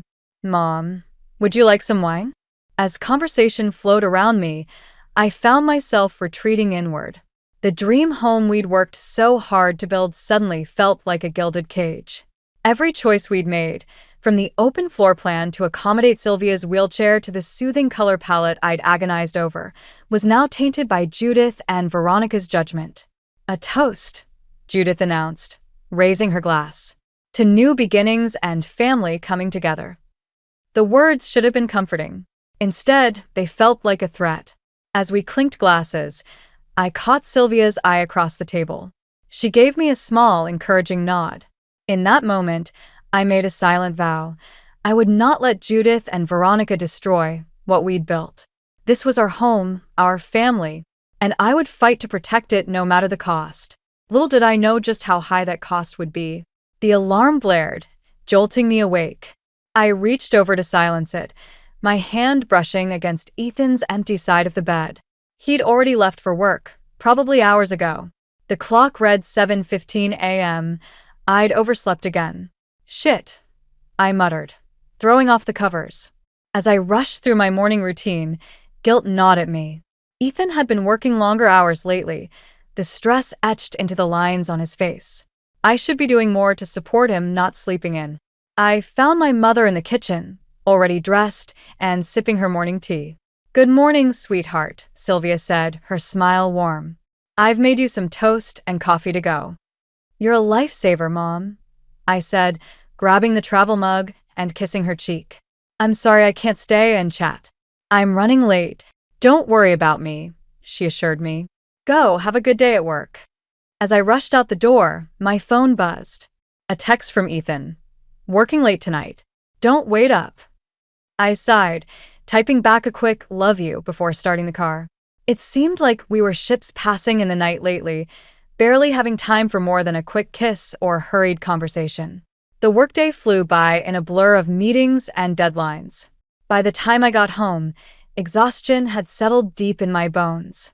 I found Sylvia in the living room, her brow furrowed as she stared at her phone. "Everything okay, Mom?" I asked, setting down my bag. She looked up, startled. "Oh, Lila, I didn't hear you come in." "It's nothing, dear. Just, well, Judith called earlier." My stomach clenched. What did she want? Sylvia hesitated. "She and Veronica are coming over tomorrow. They said they need to discuss something important with you and Ethan." "Of course they are," I muttered, collapsing onto the couch. Did they bother to ask if we're free? Or if it's okay to just show up? You know how they are, sweetheart, Sylvia said gently. Try not to let it get to you. But it did get to me. All through dinner and into the night, as I waited for Ethan to come home, my mind raced with possibilities. What could be so important? And why did it feel like a trap? It was past midnight when I heard Ethan's key in the lock. He stumbled in, looking haggard and pale. Hey, I said softly, rising from the couch. You okay? He nodded, but his eyes were distant. Just tired. Big project at work. I'm going to bed. Ethan, wait. I called after him. Your mom and sister are coming over tomorrow. They said it's important. He paused on the stairs, his shoulders tensing. Can't deal with that right now, Lila. We'll talk in the morning. But morning came, and Ethan was gone before I woke up. Again. The doorbell rang at precisely 2 p.m. I took a deep breath, steeling myself before opening the door. Lila, darling. Judith cooed, air kissing my cheeks. You look tired. Are you getting enough rest? I'm fine, I said through gritted teeth. Please come in. Veronica breezed past me without a word, her designer perfume leaving a cloying trail. They settled themselves in the living room as if they owned the place. Where's Ethan? Judith demanded. This concerns him too. He's at work, I replied, perching on the edge of an armchair. He's been very busy lately. Veronica sniffed. I'm sure he has. It can't be easy, supporting so many people on one salary. I bit back a retort. What's this about? You said it was important. Judith leaned forward, her eyes gleaming. We're worried about Ethan, dear. He's working himself to the bone, and for what? A house he can barely afford, caring for a mother-in-law who… That's enough, I snapped. My mother is not a burden. Ethan and I made this decision together. Did you? Veronica asked, her tone sickly sweet. Or did you manipulate him into it? Before I could respond, the front door opened. Ethan walked in, looking even worse than he had last night. What's going on? He asked, his gaze darting between us. Oh, Ethan, Judith cried, rushing to embrace him. We've been so worried about you. You work too hard, you look ill. This can't go on. I watched, helpless, as Ethan sagged into his mother's arms. The fight seemed to drain out of him. I'm fine, Mom, he mumbled. Just tired. You're not fine, Veronica insisted. You need to take care of yourself.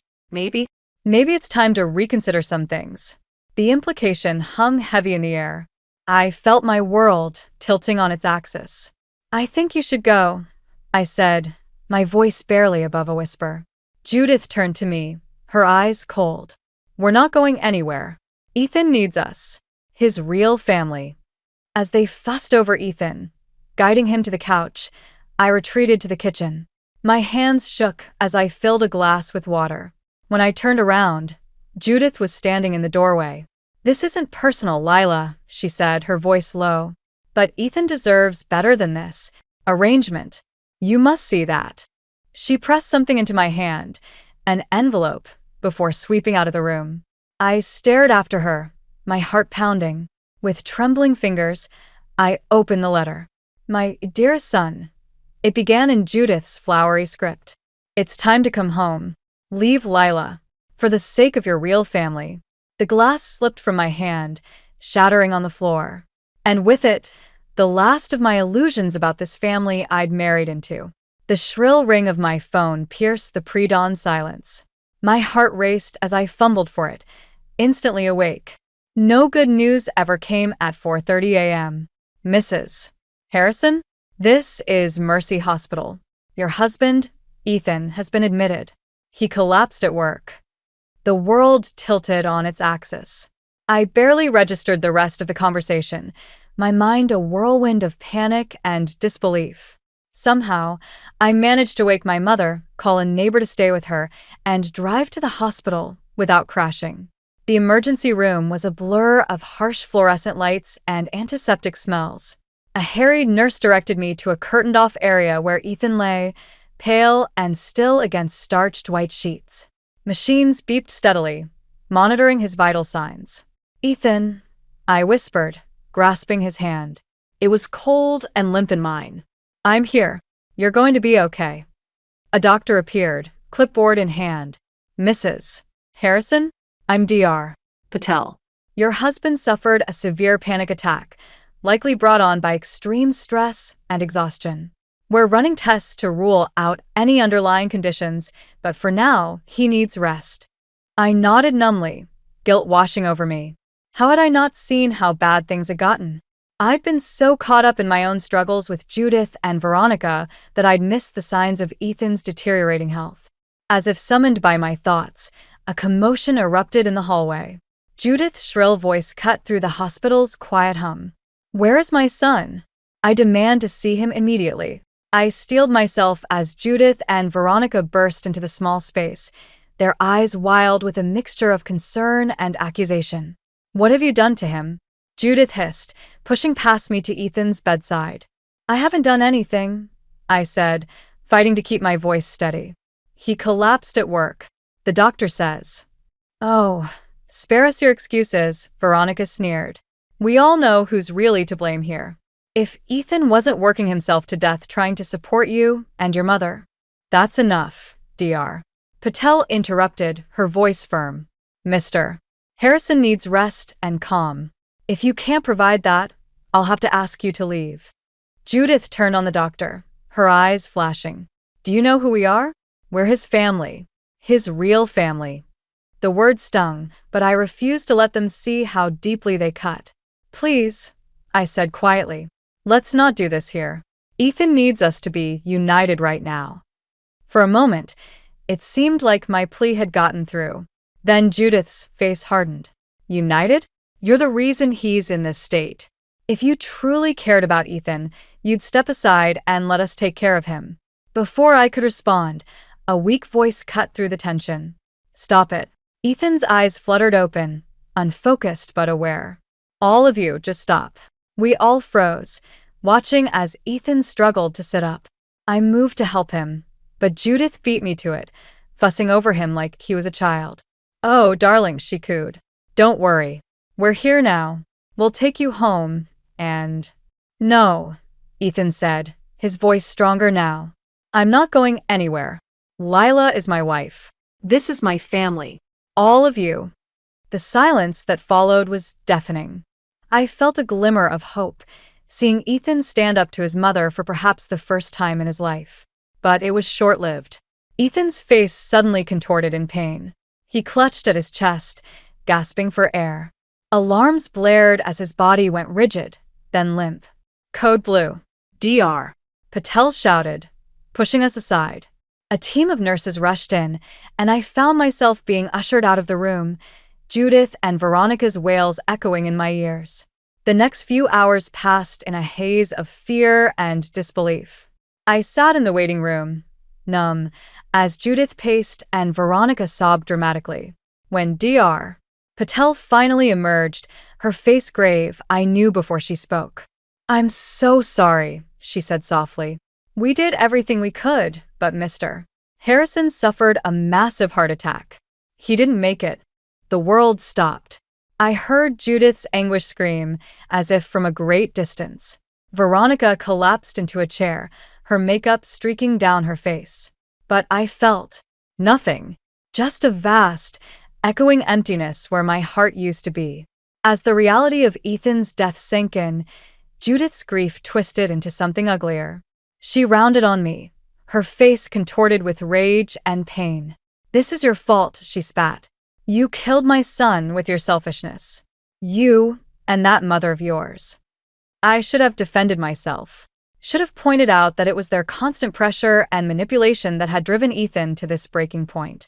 But I was too shell-shocked to form words. "We'll make sure everyone knows the truth," Veronica chimed in, her voice thick with tears and venom. "You'll pay for what you've done, Lila." As they continued their tirade, hurling accusations and threats, I retreated into myself. The Ethan I knew and loved wouldn't have wanted this. He'd wanted peace, wanted us to be a family. But that dream had died with him. I stood up abruptly, cutting off Judith mid-rant. "I'm going to say goodbye to my husband," I said, my voice surprisingly steady. You can continue this later. Ignoring their protests, I walked back into Ethan's room. He looked peaceful now, the lines of stress erased from his face. I took his hand one last time, my tears finally falling. "I'm sorry," I whispered. "I'm so sorry I couldn't protect you from all of this. But I promise you, Ethan, I'll find a way to honor your memory, to live the life we dreamed of, even if you can't be here to share it." As I pressed a final kiss to his forehead, I knew that the real battle was just beginning. Judith and Veronica would stop at nothing to destroy me now. But for Ethan's sake and for my own, I had to be stronger than ever before. The drive home from Ethan's funeral was a blur. My hands gripped the steering wheel, knuckles white, as I navigated through the rain-slicked streets. Beside me, Mom sat in silence, her weathered hand resting on my arm, a silent pillar of strength. "We're almost home," I murmured, more to myself than to her. Home. The word felt hollow now, tainted by loss and the lingering echoes of Judith and Veronica's accusations at the cemetery. As we pulled into the driveway, something felt off. The porch light was on, casting an eerie glow in the gathering dusk. I frowned. I was sure I'd turned it off before we left. "Lila," Mom said softly, her eyes fixed on the front door. "There's someone inside." My heart raced as I saw movement through the window. Instinctively, I reached for my phone, ready to call the police. But then a familiar silhouette appeared, and my blood ran cold. "It's Judith," I whispered, disbelief and anger warring within me. "And Veronica." Mom's grip on my arm tightened. "What are they doing here?" I took a deep breath, steeling myself. "I don't know, but I'm going to find out." With shaking hands, I helped Mom into her wheelchair and approached the front door. I hesitated for a moment, key in hand, before squaring my shoulders and stepping inside. The scene that greeted us was surreal. Judith and Veronica lounged in the living room as if they owned the place. Boxes were stacked haphazardly around them, and I realized with growing horror that they were filled with my belongings. "What the hell is going on?" I demanded, my voice cracking. Judith looked up, her face a mask of faux sympathy. "Oh, Lila dear. We thought it best to get a head start on packing for you. After all, you can't possibly stay here now that Ethan's gone." Veronica nodded, a cruel smile playing at her lips. "This house belongs to the family. And let's face it, you're not family anymore." The audacity of their words struck me like a physical blow. I stumbled back, steadying myself against Mom's wheelchair. "This is our home," I said, fighting to keep my voice steady. "Ethan and I built it together. You have no right." "We have every right," Judith interrupted, her tone icy. "Ethan left no will. As his mother and sister, we're his next of kin. The house, the assets, they all revert to us." I felt the floor shift beneath me. How could I have been so naive? In all our planning, in all our dreams, we'd never considered the unthinkable. We'd never prepared for a world without Ethan. "You can't do this," Mom spoke up, her voice quiet but firm. "This house was built to accommodate my needs. Where do you expect us to go?" Veronica shrugged, examining her manicured nails. "That's hardly our concern, is it? You should have thought of that before you leeched off my brother for all these years." White-hot rage surged through me. I stepped forward, fists clenched at my sides. "Get out," I snarled. "Get out of our house right now. Or I swear to God." "Or what?" Judith challenged, rising to her feet. "Face it, Lila. You've lost. It's time for you to crawl back to whatever hole you came from and leave us to grieve our son in peace." I opened my mouth to retort, but Mom's hand on my arm stopped me. "Lila," she said softly, "let's just go. We can figure this out later." The fight drained out of me as I looked into her eyes, seeing the exhaustion and sorrow mirrored there. With a heavy heart, I nodded.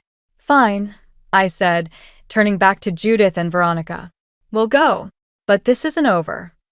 As we retreated to the guest room, the only space not yet invaded by their presence, I felt hollow. Empty. How had it come to this? In the span of a week, I'd lost my husband, my home, and any illusion of family I'd clung to. Mom watched me as I paced the small room, her eyes filled with concern. "What are we going to do?" she asked quietly. I ran a hand through my hair, mind racing. "I don't know," I admitted, "but we can't stay here. Not with them." As I started gathering what few possessions remained untouched, my hand brushed against something wedged between the mattress and headboard. Frowning, I pulled out a sealed envelope. My breath caught as I recognized Ethan's handwriting. With trembling fingers, I tore it open, unfolding the letter inside. "My dearest Lila," it began. "If you're reading this, it means I'm gone. I'm so sorry for leaving you to face this alone. But I need you to know that you were the best thing that ever happened to me. Our life together, our home, the family we built, it was everything I ever wanted." Tears blurred my vision as I continued reading. Ethan's words were filled with love, regret, and a final, desperate plea. "Don't let them win, Lila. Don't let my mother and sister destroy what we built. You're stronger than they are. You always have been. Live the life we dreamed of, even if I can't be there to share it. Be free, my love. Be happy." As I finished the letter, a strange calm settled over me. Ethan's final gift wasn't just his words, it was the strength to face what lay ahead.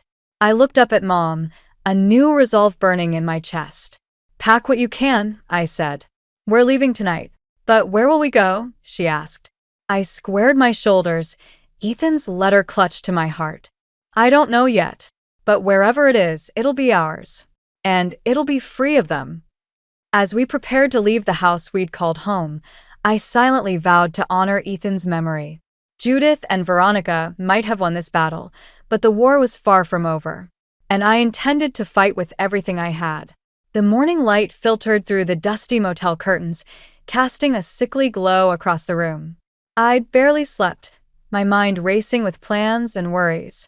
Mom stirred in the bed beside me, her face etched with concern as she woke.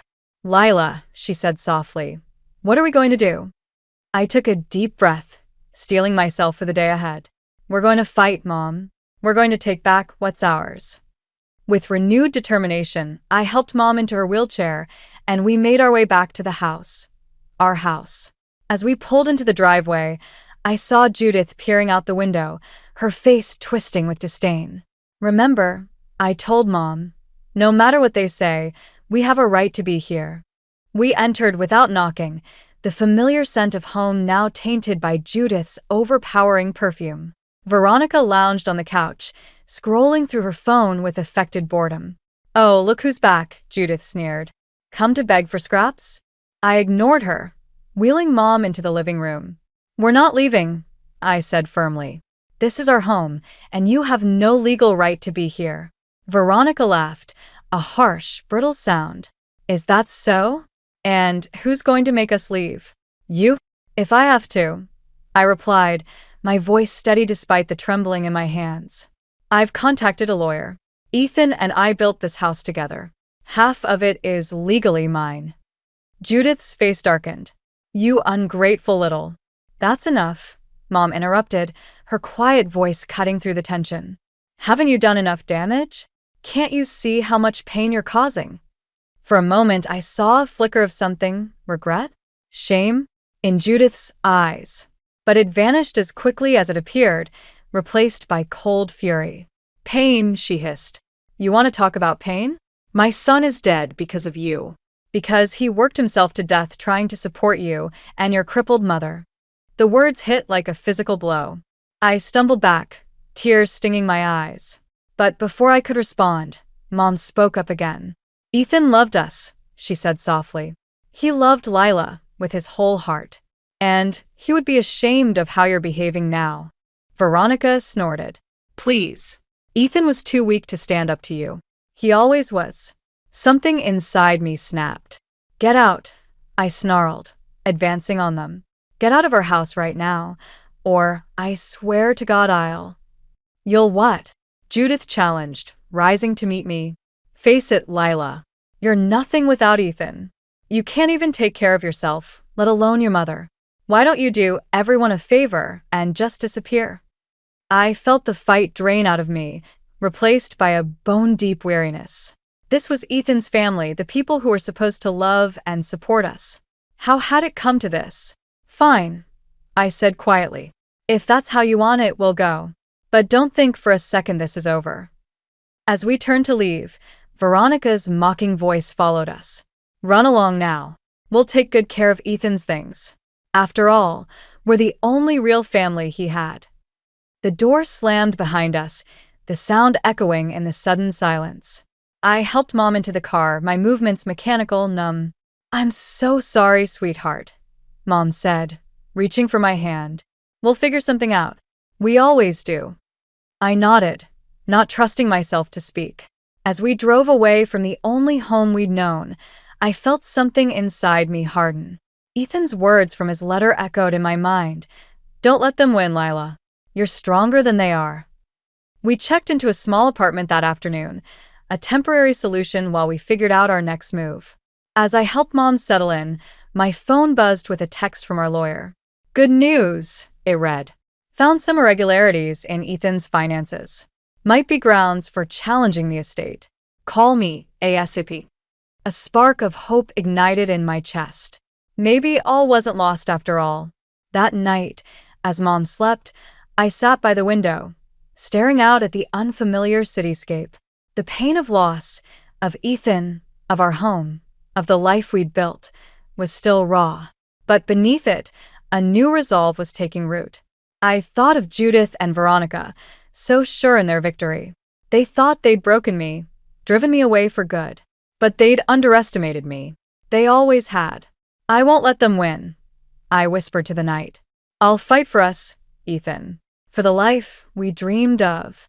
And I'll make sure your real legacy, one of love and kindness, lives on. As I finally drifted off to sleep, I felt a sense of peace settle over me.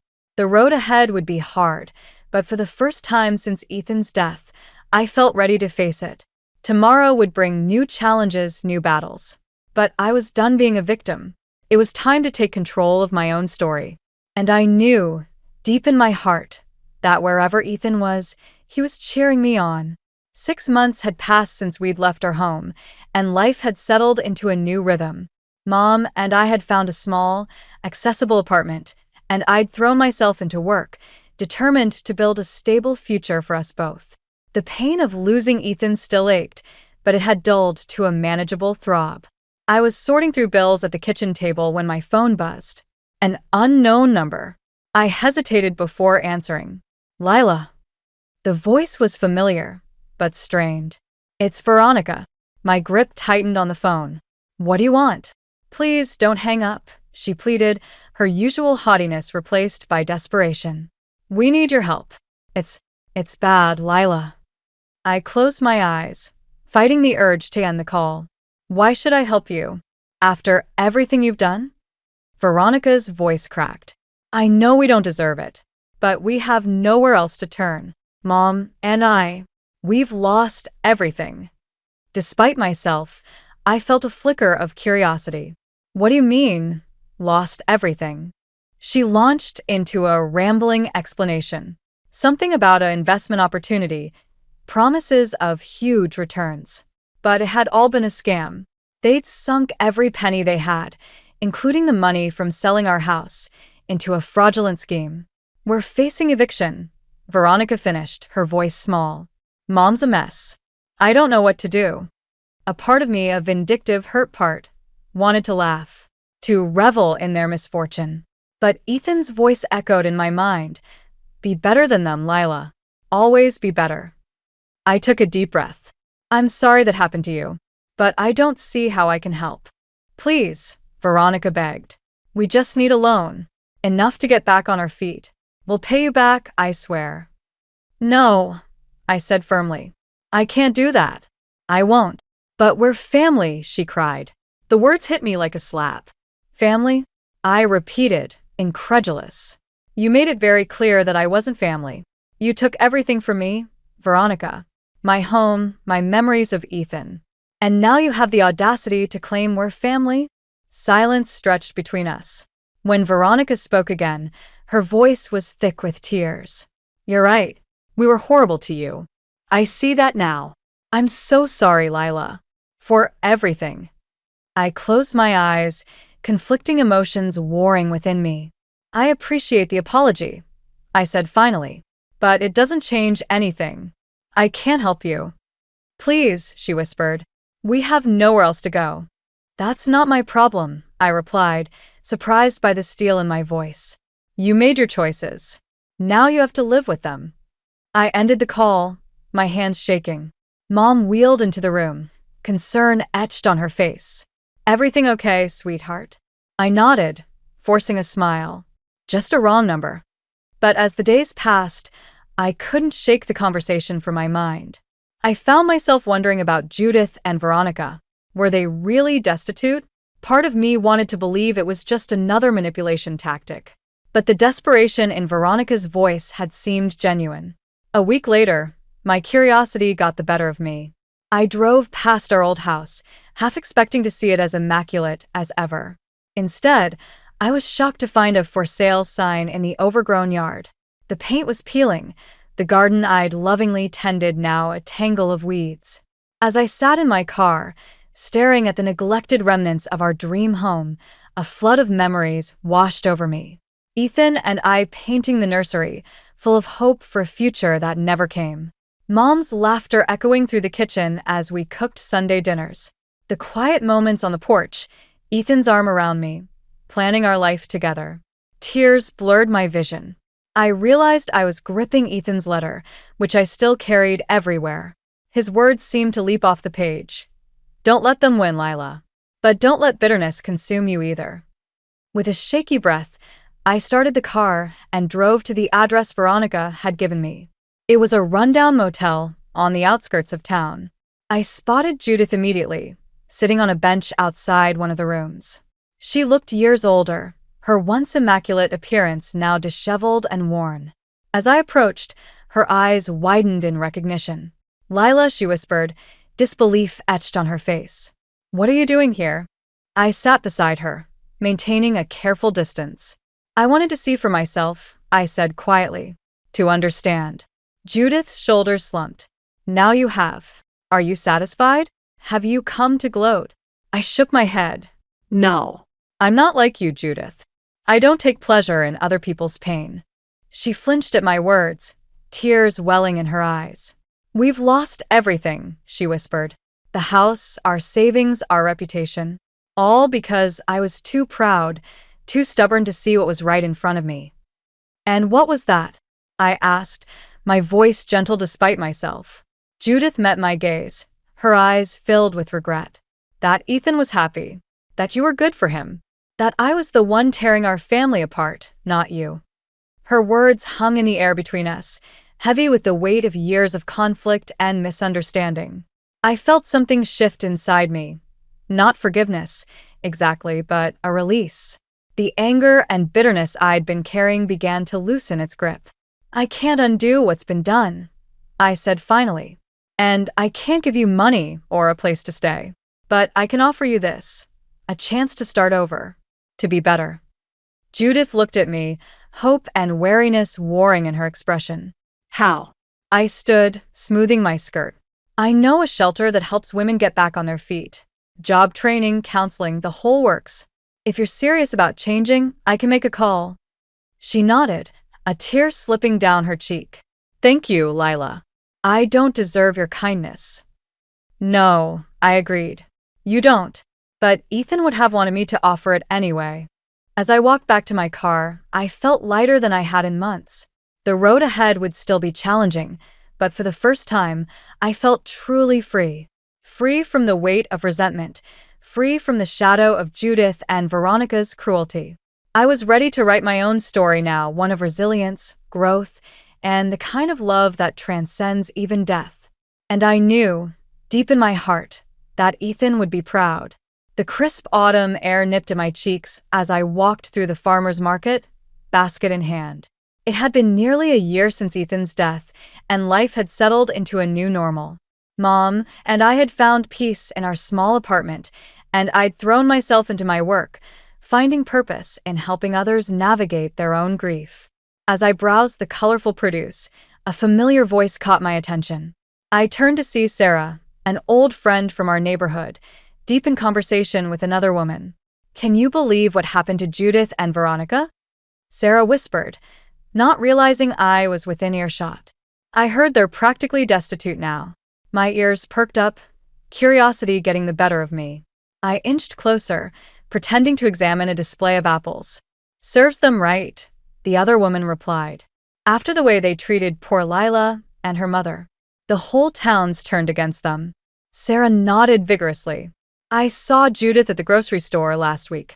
She looked terrible, like she'd aged 10 years overnight. And Veronica? I heard she can't even show her face around here anymore. A conflicting mix of emotions washed over me. Satisfaction, pity, and a twinge of guilt. I'd known things were bad for them, but I hadn't realized the extent of their fall from grace.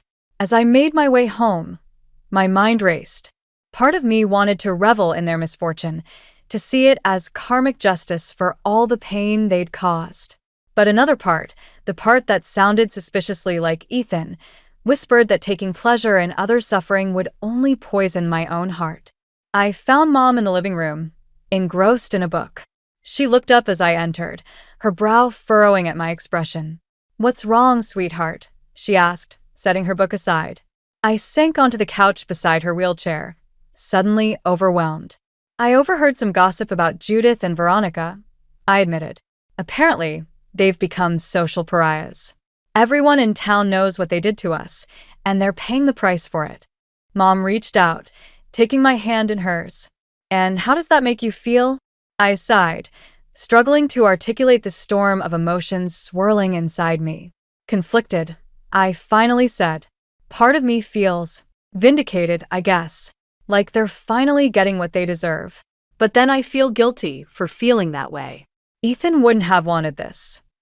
No, Mom agreed softly. He wouldn't have. But he's not here, Lila. You are. And you're allowed to feel whatever you're feeling. Her words hit me like a punch to the gut. Tears welled up in my eyes, spilling over before I could stop them. I miss him so much, Mom, I whispered. Sometimes I think I'm healing, moving forward. And then something like this happens, and it's like losing him all over again. Mom squeezed my hand, her eyes shining with unshed tears of her own. I know, sweetheart. Grief isn't linear. It comes in waves. But you're stronger than you know. Ethan saw that in you, even when you couldn't see it yourself. We sat in companionable silence for a while, each lost in our own thoughts. As the sun began to set, casting long shadows across the room, I made a decision. I need to see them, I said, my voice steadier than I felt. Judith and Veronica. I need to, I don't know, make peace maybe? Mom studied me for a long moment before nodding. If that's what you need to do, then do it. Just be careful, Lila. Protect your heart. The next day, I found myself standing outside the women's shelter where I'd helped Judith and Veronica get settled. My palms were sweaty, my heart racing as I pushed open the door. The receptionist recognized me, offering a sympathetic smile. "They're in the common room," she said, gesturing down the hall. I steeled myself before entering, unsure of what I'd find. The sight that greeted me was a far cry from the proud, polished women I'd known. Judith sat alone by the window, her once immaculate hair now streaked with gray and pulled back in a messy bun. Veronica hunched over a table in the corner, furiously scribbling in a notebook. As I approached, Judith looked up. Her eyes widened in recognition, a mix of shame and defiance flashing across her face. "Lila," she said, her voice hoarse. "What are you doing here?" Veronica's head snapped up at the sound of my name. She paled, looking like she wanted to bolt from the room. I took a deep breath, centering myself. "I came to see how you were doing," I said simply. Judith barked out a harsh laugh. "How we're doing? We've lost everything. Our home, our friends, our dignity. Are you here to gloat?" I shook my head, feeling a sudden wave of pity wash over me. "No," I said softly. "I'm here because I think it's time we all found a way to move forward." Veronica spoke up, her voice barely above a whisper. "Why would you want to help us? After everything we did?" I thought of Ethan, of the love and compassion he'd shown even in the face of their cruelty. I thought of Mom, her quiet strength and unwavering support. And I thought of myself, the woman I'd become through this crucible of loss and pain.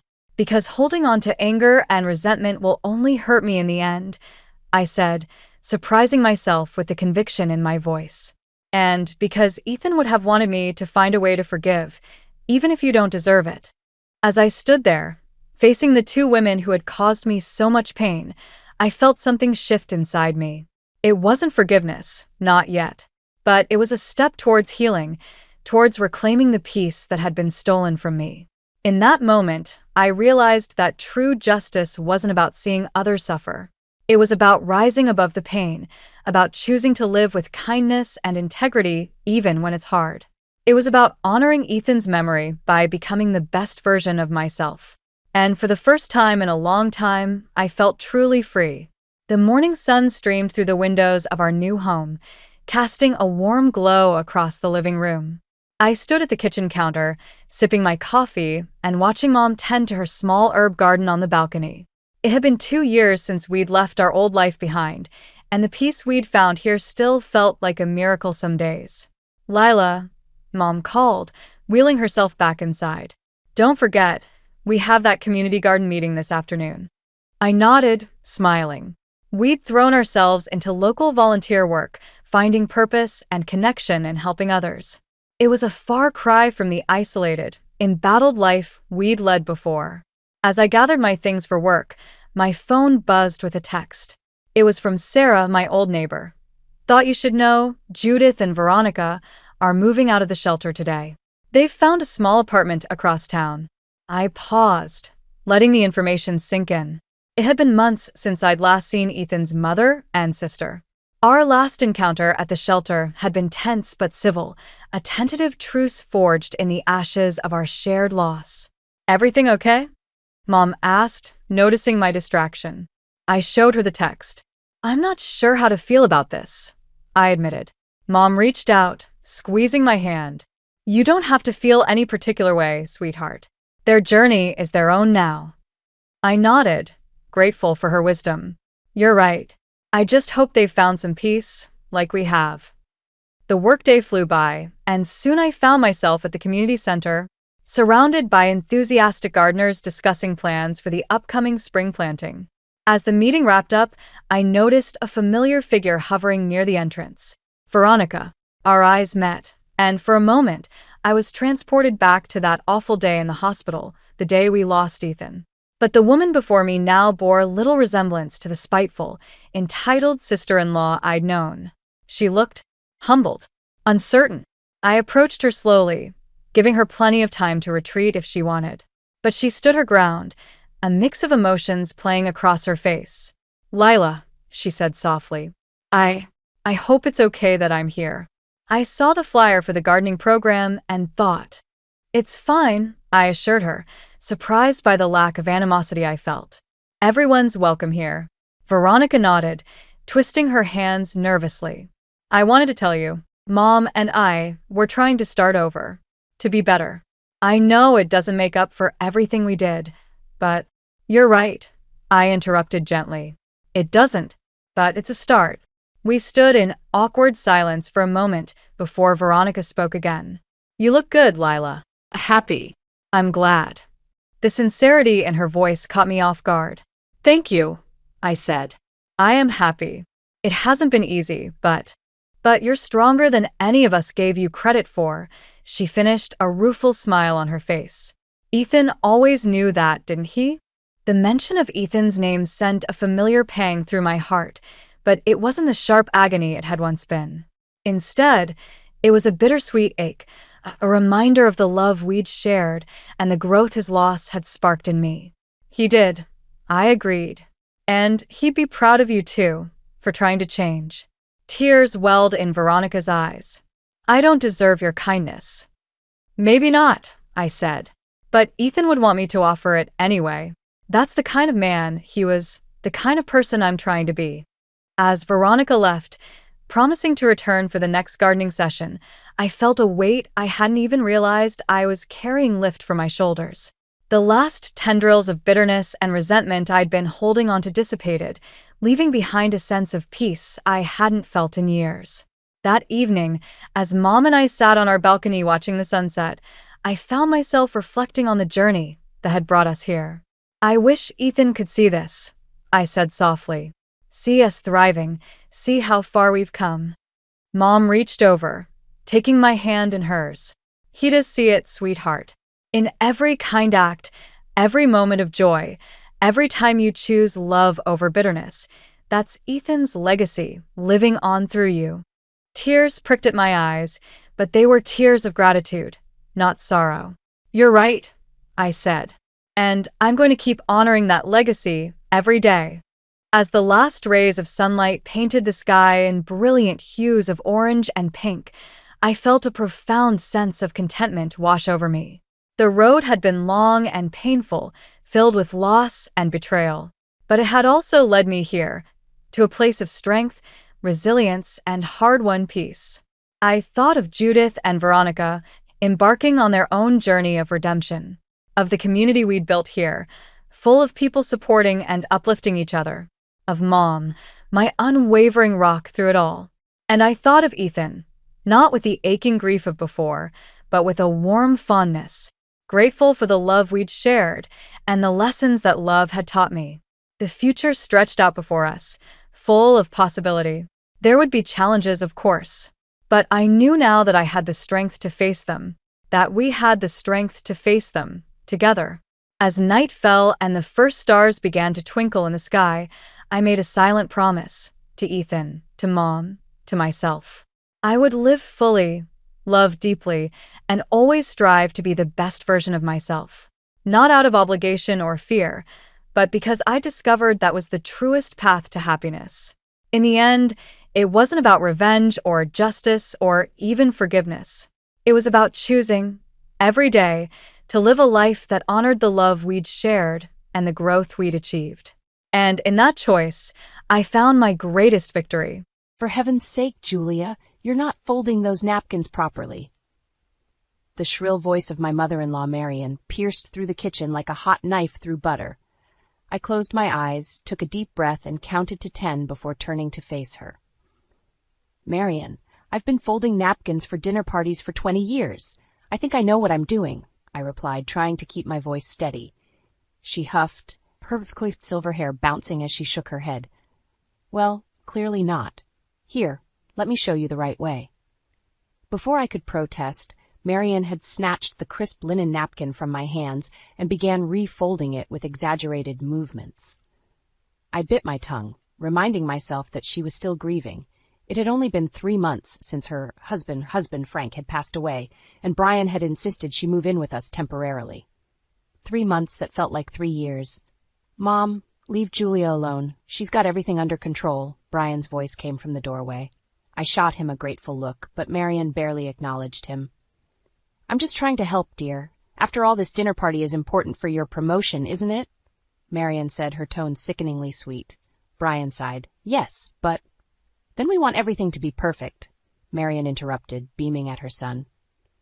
"Now, Julia, about the menu. Are you sure you want to serve that salmon dish? It's so common." I gritted my teeth. "The salmon is Brian's boss's favorite, Marian. We've discussed this." "If you say so, dear," she replied, patting my arm condescendingly. "I just hope it's not too fishy." As Marian bustled out of the kitchen, I turned to Brian, my eyes pleading. He crossed the room and wrapped his arms around me. "I'm sorry, honey, I know she can be a bit much," he murmured into my hair. I pulled away, looking up at him. "A bit much?" "Brian, she's driving me crazy. How long is temporary going to last?" Before he could answer, our daughter Ivy burst into the kitchen, her pigtails flying. "Mommy, Grandma says I can wear my new party dress tonight." I frowned. "Ivy, sweetie, we talked about this. That dress is for special occasions, not dinner at home."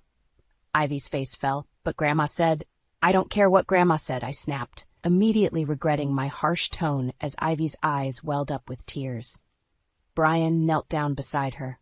"Hey, Pumpkin, why don't you go put on that pretty blue dress we bought last week? You look like a princess in that one." Ivy nodded glumly and trudged out of the kitchen. I sank into a chair, feeling defeated. I'm sorry, Brian. I didn't mean to snap at her. He squeezed my shoulder. It's okay. We're all under a lot of stress right now. Just then, Marion's voice rang out from the living room. Julia, did you move my antique vase? I can't find it anywhere. I closed my eyes, counting to 10 again. I'd better go deal with that, I muttered, standing up. As I walked into the living room, I froze. Marion was standing there, holding the shattered remains of her precious vase. Her eyes were blazing with fury. What have you done? She hissed. I didn't touch it, Marion. I swear, I stammered, my heart racing. She advanced on me, pieces of porcelain crunching under her feet. Don't lie to me. You've always been jealous of my things. You probably did this on purpose. Mom, that's enough. Brian's voice boomed from behind me. Julia would never do something like that. Marion's face crumpled, and she burst into tears. Oh, Brian, your father gave me that vase on our 25th anniversary. It's all I have left of him. As Brian rushed to comfort his mother, I stood there, shell-shocked. How had a simple dinner party preparation turned into this nightmare? And how much longer could I endure living under the same roof as Marion? Little did I know this was just the beginning of a storm that would tear our family apart and push me to limits I never thought possible. The morning after the disastrous dinner party, I found myself standing in the kitchen, staring at the pile of bills on the counter. My hands shook as I sorted through them, the numbers blurring before my eyes. How had things gotten so out of hand? Oh, Julia, you're up early. Marion's voice startled me. I quickly gathered the bills, trying to hide them from her prying eyes. Just getting a head start on the day, I replied, forcing a smile. Marion peered over my shoulder. Are those bills? My goodness, there are so many. Brian can't possibly be okay with all this spending. I felt my cheeks burn. Our finances are none of your concern, Marion. She clicked her tongue disapprovingly. I'm just looking out for my son's best interests. You know, when I was managing our household. Mom, please, Brian interrupted, entering the kitchen. Julia's got it under control. Marion huffed, but retreated to the living room. Brian wrapped his arms around me from behind. Don't let her get to you, honey. We're doing fine. I leaned into him, wishing I could believe that. The truth was we were struggling. Between Ivy's school fees, the mortgage, and now the added expense of having Marion living with us, our savings were dwindling fast. Actually, Brian, I started, turning to face him, I think we need to talk about our budget with your mother here. Mommy. Ivy's excited voice cut through the tension. She bounded into the kitchen, waving a glossy catalog. Look what Grandma gave me. Can we order this dollhouse, please? I took the catalog, my eyes widening at the price tag. Sweetie, this is very expensive. We can't afford. Oh, don't be such a killjoy, Julia. Marion chimed in, following Ivy. Every little girl deserves a beautiful dollhouse. I'd be happy to contribute. I gritted my teeth. Marion, we've talked about this. You can't keep buying Ivy expensive gifts. Well, someone has to spoil her, Marion retorted. Lord knows you're too busy pinching pennies to give her any treats. That's enough, Brian's voice boomed, startling us all. Mom, I appreciate your generosity, but Julia and I make the decisions about Ivy's upbringing. And Julia, can we please discuss our finances in private? Ivy's lower lip trembled. So, no dollhouse? I knelt down, pulling her into a hug. Not right now, sweetheart, but how about we make one together? We can use that big cardboard box in the garage. Ivy's face lit up. Really? Can we start now? After breakfast, I promised, relief washing over me as she skipped away. Marion sniffed. Cardboard, how quaint. I ignored her, turning back to the bills. Brian, we really need to talk about this, he sighed, running a hand through his hair. I know, but can it wait until after work? I've got a big presentation today. Before I could respond, he kissed my cheek and hurried out the door. I stared after him, feeling more alone than ever. Throughout the day, Marion's criticisms continued to pile up.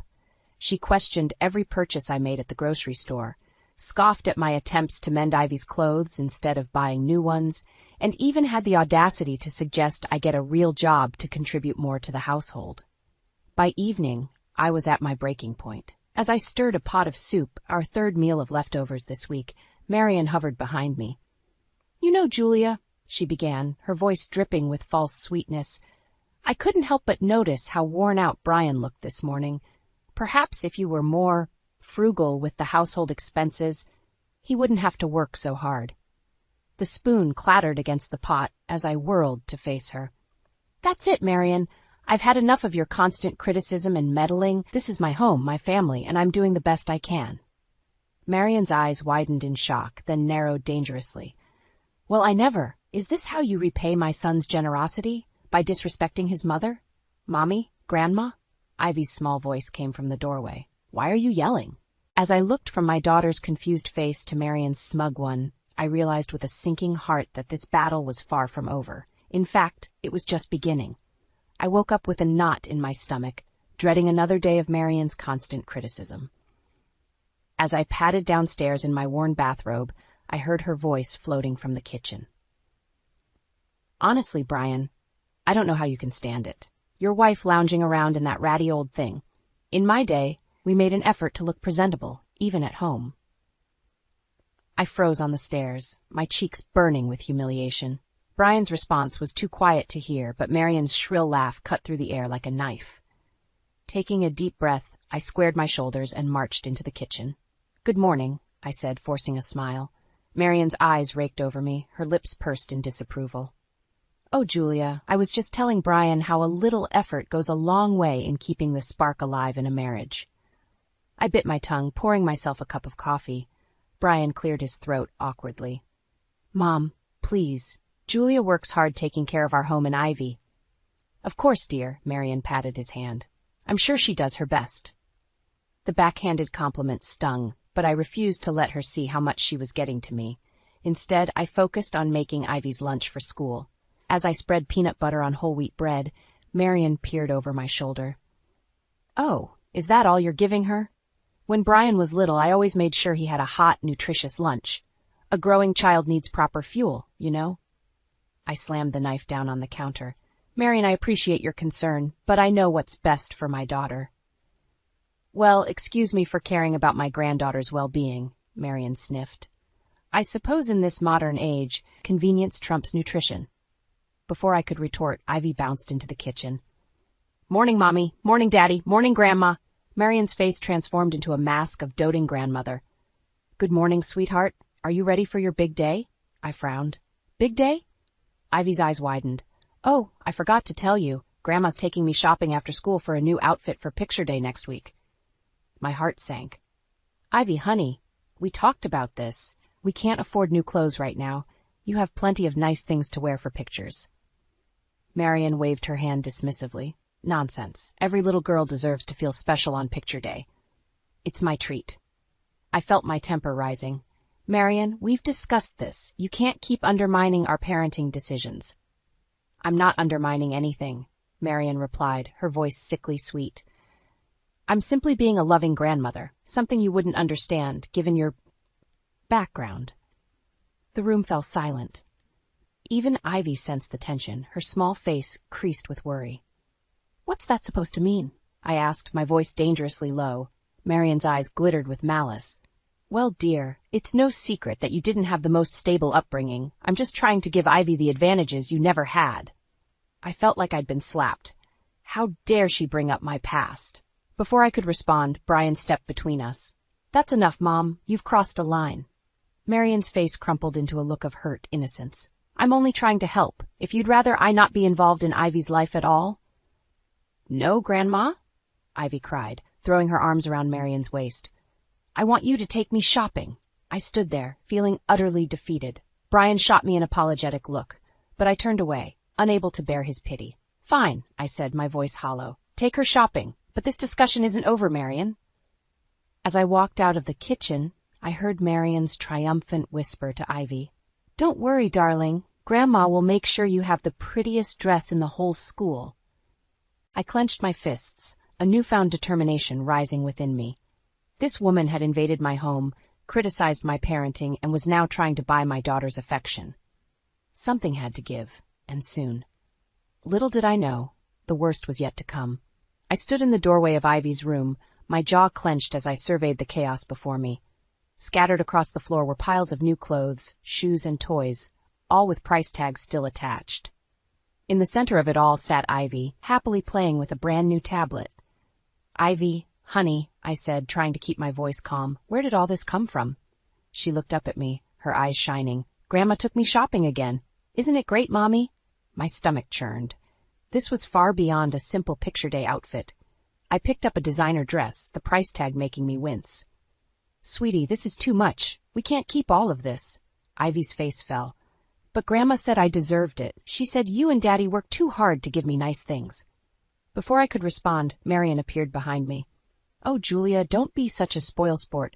A grandmother is allowed to spoil her only grandchild, isn't she? I whirled to face her. Marion, this is completely out of hand. We can't afford.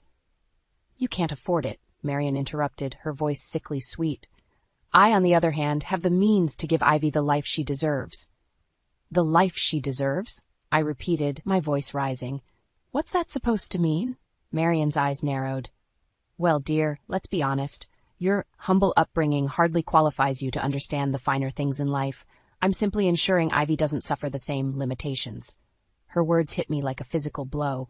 I glanced at Ivy, who was watching us with wide, confused eyes. Ivy, sweetheart, can you go downstairs for a bit? Grandma and I need to talk. Once Ivy was out of earshot, I turned back to Marion. How dare you? You have no right to undermine our parenting or make decisions about what Ivy needs. Marion laughed, a cold, brittle sound. Oh, please, I've seen how you struggle to make ends meet. Face it, Julia, you're in over your head. Ivy deserves better than hand-me-downs and budget meals. We provide everything Ivy needs, I hissed. Love, stability, values. Things money can't buy. How quaint, Marion sneered. But in the real world, dear, money talks. And right now, I'm the one with the means to give Ivy a proper future. I felt something snap inside me. This ends now, Marion. I want you out of our house. Her eyes widened in mock surprise. Oh my, such hostility. I wonder what Brian would say if he knew how you were treating his poor widowed mother. As if on cue, I heard the front door open. I'm home, Brian called from downstairs. Marion's face twisted into a triumphant smirk. Well, why don't we ask him? She brushed past me, heading for the stairs. Panic rose in my throat as I followed her. I couldn't let her twist the situation to her advantage. In the living room, Brian was hugging Ivy. He looked up as we entered, his smile fading as he sensed the tension. What's going on? Marion's eyes welled with tears. Oh, Brian, I'm afraid there's been a terrible misunderstanding. Julia seems to think I'm overstepping by buying a few things for Ivy. A few things? I sputtered. Brian, you should see Ivy's room. It's like a department store exploded in there. Brian looked between us, confusion etched on his face. Mom, we talked about this. You can't keep buying Ivy expensive gifts. But, darling, Marion simpered, I'm only trying to help. You work so hard, and Julia, well, she does her best, I suppose. I felt my face flush with anger. That's it, Brian, I can't do this anymore. It's me or your mother. She has to go. The room fell silent. Brian's eyes widened in shock while Marion gasped dramatically. Ivy, sensing the tension, clung tighter to her father's leg. Julia, Brian said slowly, you can't be serious. She's my mother. Where would she go? I stood my ground, my heart pounding. I am serious, Brian. This is our family, our home, and I won't let her destroy it. As I looked at the faces around me, Brian's shock, Marion's smug defiance, and Ivy's confusion, I realized I had reached a point of no return. Whatever happened next would change our family forever, and I was ready for it. I sat on the edge of my bed, clutching the small, handmade photo frame Ivy had given me for Mother's Day last year. It wasn't much, just popsicle sticks glued together and decorated with glitter and seashells, but it meant the world to me. Inside was a picture of Ivy and me, both laughing, our faces pressed close together. It was my anchor in the storm Marion had brought into our lives. Julia? Brian's voice called from downstairs. Can you come down for a minute?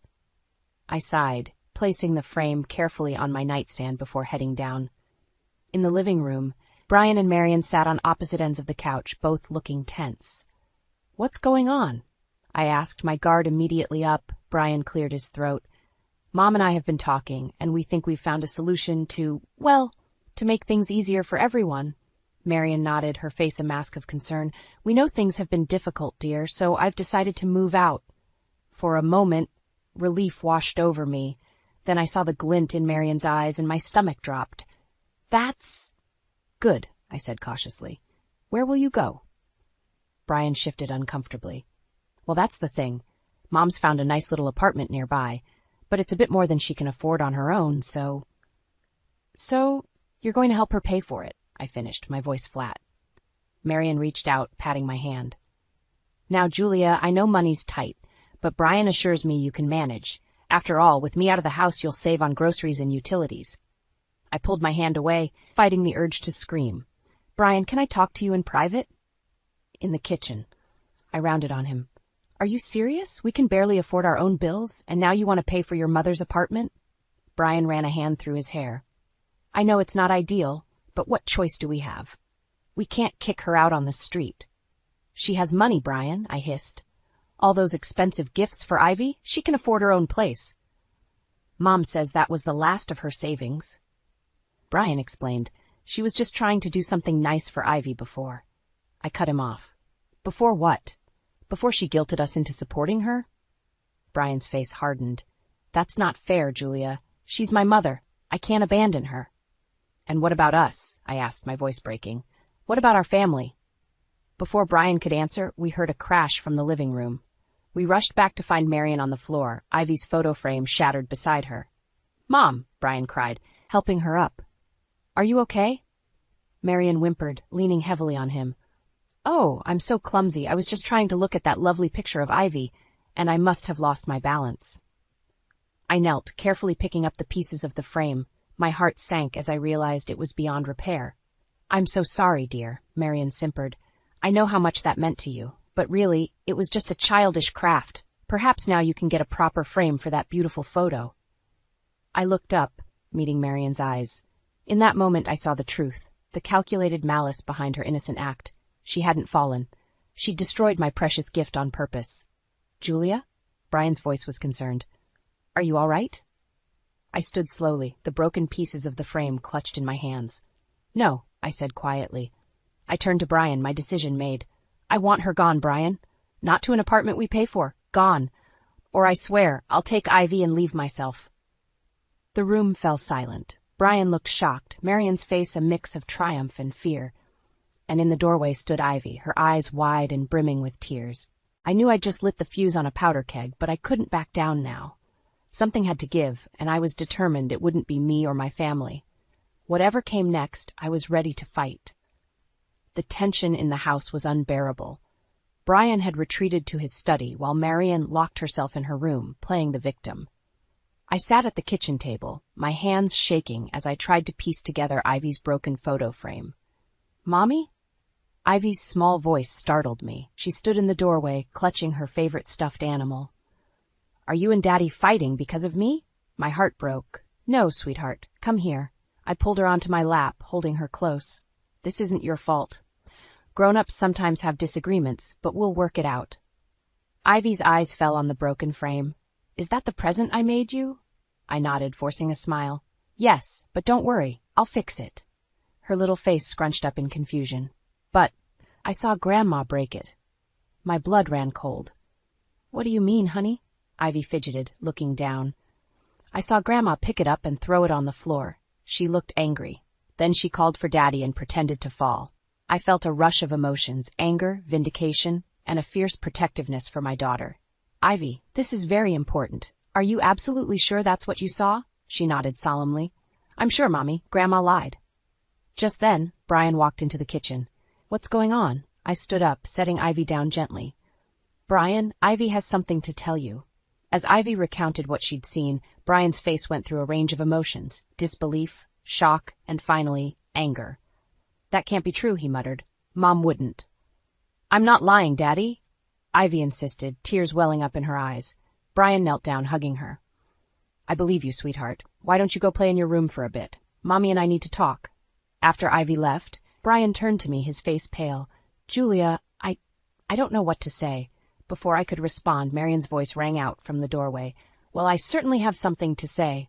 How dare you turn my own granddaughter against me? I whirled to face her. We didn't turn anyone against you, Marian. Ivy saw what you did. Marian's face contorted with rage. You little liar.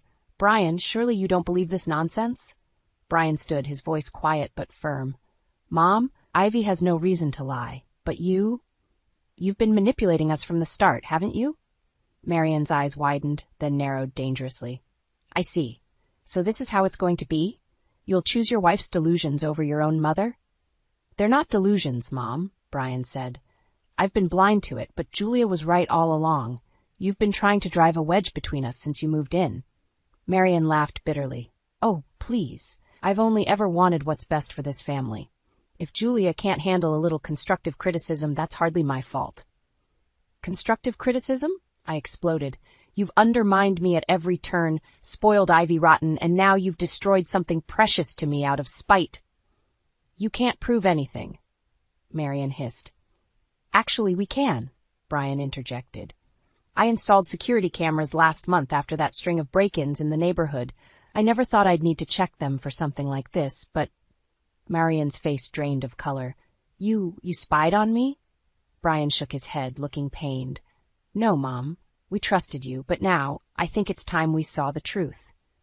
As Brian left to retrieve the footage, Marian turned to me, her eyes blazing with hatred. This isn't over, Julia. You may have won this battle, but I promise you'll regret the day you ever crossed me. I stood my ground, meeting her gaze. No, Marian, you're the one who's going to regret ever trying to destroy my family. The sound of Brian's footsteps returning made us both turn. He stood in the doorway, laptop in hand, his face a mask of shock and disappointment. I've seen enough, he said quietly. Mom, I think it's time you left. For good. As Marian's face crumpled in defeat, I felt a mix of triumph and sadness. We'd won, but at what cost? The family was fractured, trust was broken, and the road to healing seemed impossibly long. But as I looked at Brian, seeing the determination in his eyes, I knew we'd face whatever came next together. The storm wasn't over, but for the first time in months, I could see a glimmer of hope on the horizon. The silence in the house was deafening. Brian sat at the kitchen table, his head in his hands, while I paced the floor, my mind racing.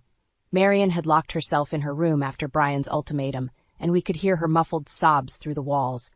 What are we going to do? I asked, my voice barely above a whisper. Brian looked up, his eyes red-rimmed. I don't know, Julia. I never thought. She's my mother. How could she do this to us? Before I could respond, we heard a crash from upstairs, followed by Ivy's scream. We bolted up the stairs, our hearts pounding. Ivy stood in the hallway, tears streaming down her face, pointing at Marian's room. Grandma's throwing things, she cried. Brian tried the door, but it was locked. Mom, he shouted, pounding on the wood. Open the door. Another crash, followed by the sound of breaking glass. I pulled Ivy close, shielding her. Brian, we need to get in there. She might hurt herself. He nodded, then stepped back and kicked the door. It splintered open, revealing a scene of chaos. Marian stood in the middle of the room, surrounded by broken knickknacks and torn photos. In her hand, she clutched a small object I couldn't quite make out. Mom, Brian said softly, approaching her like she was a wounded animal. Put it down. Let's talk about this. Marian's eyes were wild, darting between us. Talk? There's nothing to talk about. You've made your choice. You've chosen her over your own mother. I stepped forward, still holding Ivy. Marian, please. This isn't about choosing sides. We just want what's best for everyone. She laughed, a harsh, bitter sound. What's best? You want to throw me out on the street after everything I've done for this family. Everything you've done, I couldn't hold back anymore. You've done nothing but criticize and undermine me since the day you moved in. You've tried to turn my own daughter against me. Marian's face contorted with rage. You ungrateful little. She raised her hand, and I finally saw what she was holding. A small, ornate letter opener that had belonged to her late husband. Brian lunged forward, grabbing her wrist. Mom, stop! This isn't you! As they struggled, I pushed Ivy behind me, my heart racing. Suddenly, Marian wrenched free, the letter opener slicing through the air. I felt a sharp sting on my cheek, and warm blood trickled down my face. The room fell silent. Marian stared at the blood on the letter opener, her face a mask of shock. Brian looked between us, horror etched on his features, and behind me, Ivy began to sob. Oh God, Marian whispered, the letter opener clattering to the floor. What have I done? Brian moved quickly, grabbing a towel and pressing it to my cheek. Julia, are you okay? We need to get you to a hospital. I nodded, still in shock. As Brian guided me out of the room, I heard Marian's broken voice behind us. Brian, I'm sorry, I didn't mean. He turned, his voice cold. Save it, Mom. We're done here. When we get back, I want you gone. Do you understand? gone. As we made our way downstairs, Ivy clinging to my side, I felt a mix of emotions washing over me. Relief that the confrontation was over, fear for what the future held, and a deep, aching sadness for the family that had been torn apart. In the car on the way to the hospital, Brian reached over and squeezed my hand. "I'm so sorry, Julia, for everything. I should have seen it sooner. I should have protected you and Ivy." I squeezed back, wincing at the pain in my cheek. "We'll get through this, Brian. Together." As we drove into the night, I knew that while one chapter of our lives was ending, another was just beginning. The road ahead would be difficult, but for the first time in months, I felt hope blooming in my chest. Whatever came next, we would face it as a family, stronger and more united than ever before. 6 months had passed since that fateful night. The small scar on my cheek had faded, but the emotional wounds were still healing. As I stood in our freshly painted living room, I couldn't help but marvel at how much had changed. The doorbell rang, startling me from my reverie. Brian appeared from the kitchen, squeezing my hand reassuringly before opening the door. There stood Marion, a shadow of her former self. Gone were the designer clothes and perfectly coiffed hair. Instead, she wore a simple blouse and slacks, her gray hair pulled back in a modest bun. "Come in, Mom," Brian said, his voice neutral. Marion stepped inside, her eyes darting nervously around the room before settling on me. "Julia," she said softly, "thank you for agreeing to see me." I nodded, my throat tight. This was the moment we'd been building towards for months, the final confrontation, the chance for closure. We settled in the living room, an uncomfortable silence hanging in the air. Finally, Marion spoke. I don't know where to begin. What I did was unforgivable." "Yes, it was," I replied, my voice steady. "You nearly destroyed our family, Marion." She flinched at my words, but nodded. "I know, and I've spent every day since then trying to understand why I did it. The therapist I've been seeing, she's helped me see how my own insecurities and fears drove me to lash out at you." Brian leaned forward. "That's no excuse, Mom. You hurt Julia. You manipulated Ivy. You—" "I know," Marion interrupted, tears welling in her eyes. "I know, and I'm so sorry. I've been working hard these past months. I got a job at the local library. I've been volunteering at the senior center. I'm trying to be a better person, to make amends." I studied her face, searching for any sign of the manipulative woman who had tormented me for so long. Instead, I saw genuine remorse and a deep, aching sadness. "Marion," I said slowly, "I appreciate your apology. But you have to understand, trust isn't rebuilt overnight. It will take time, a lot of time, before we can even think about having you back in our lives in any significant way." She nodded, wiping away a tear. "I understand. I don't expect forgiveness, Julia. I needed you both to know how sorry I am, and that I'm committed to changing." Just then, we heard the patter of small feet. Ivy appeared in the doorway, her eyes widening at the sight of her grandmother. "Grandma?" she said hesitantly. Marion's face softened. "Hello, sweetheart. You've grown so much." Ivy looked at me, uncertainty in her eyes. I nodded, giving her permission to approach. She walked over to Marion, studying her carefully. "You look different," she said. Marion smiled sadly. "I am different, Ivy. I've learned a lot about being kind and respectful. I'm sorry for the way I behaved before."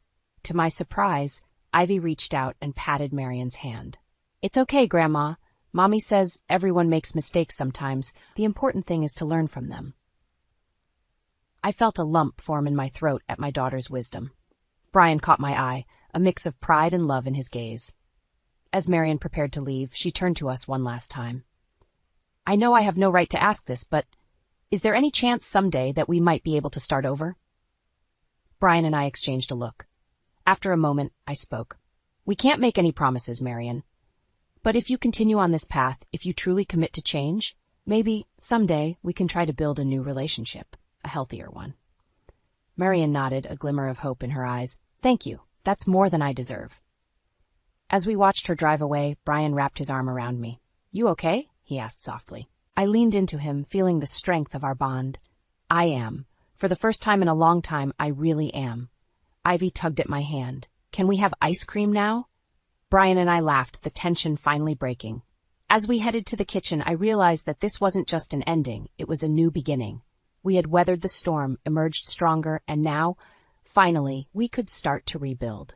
Not just our family, but ourselves. And that, I realized, was the sweetest revenge of all. Living well, on our own terms, free from the shadows of the past. The letter trembled in my hands, its edges worn and yellowed with age.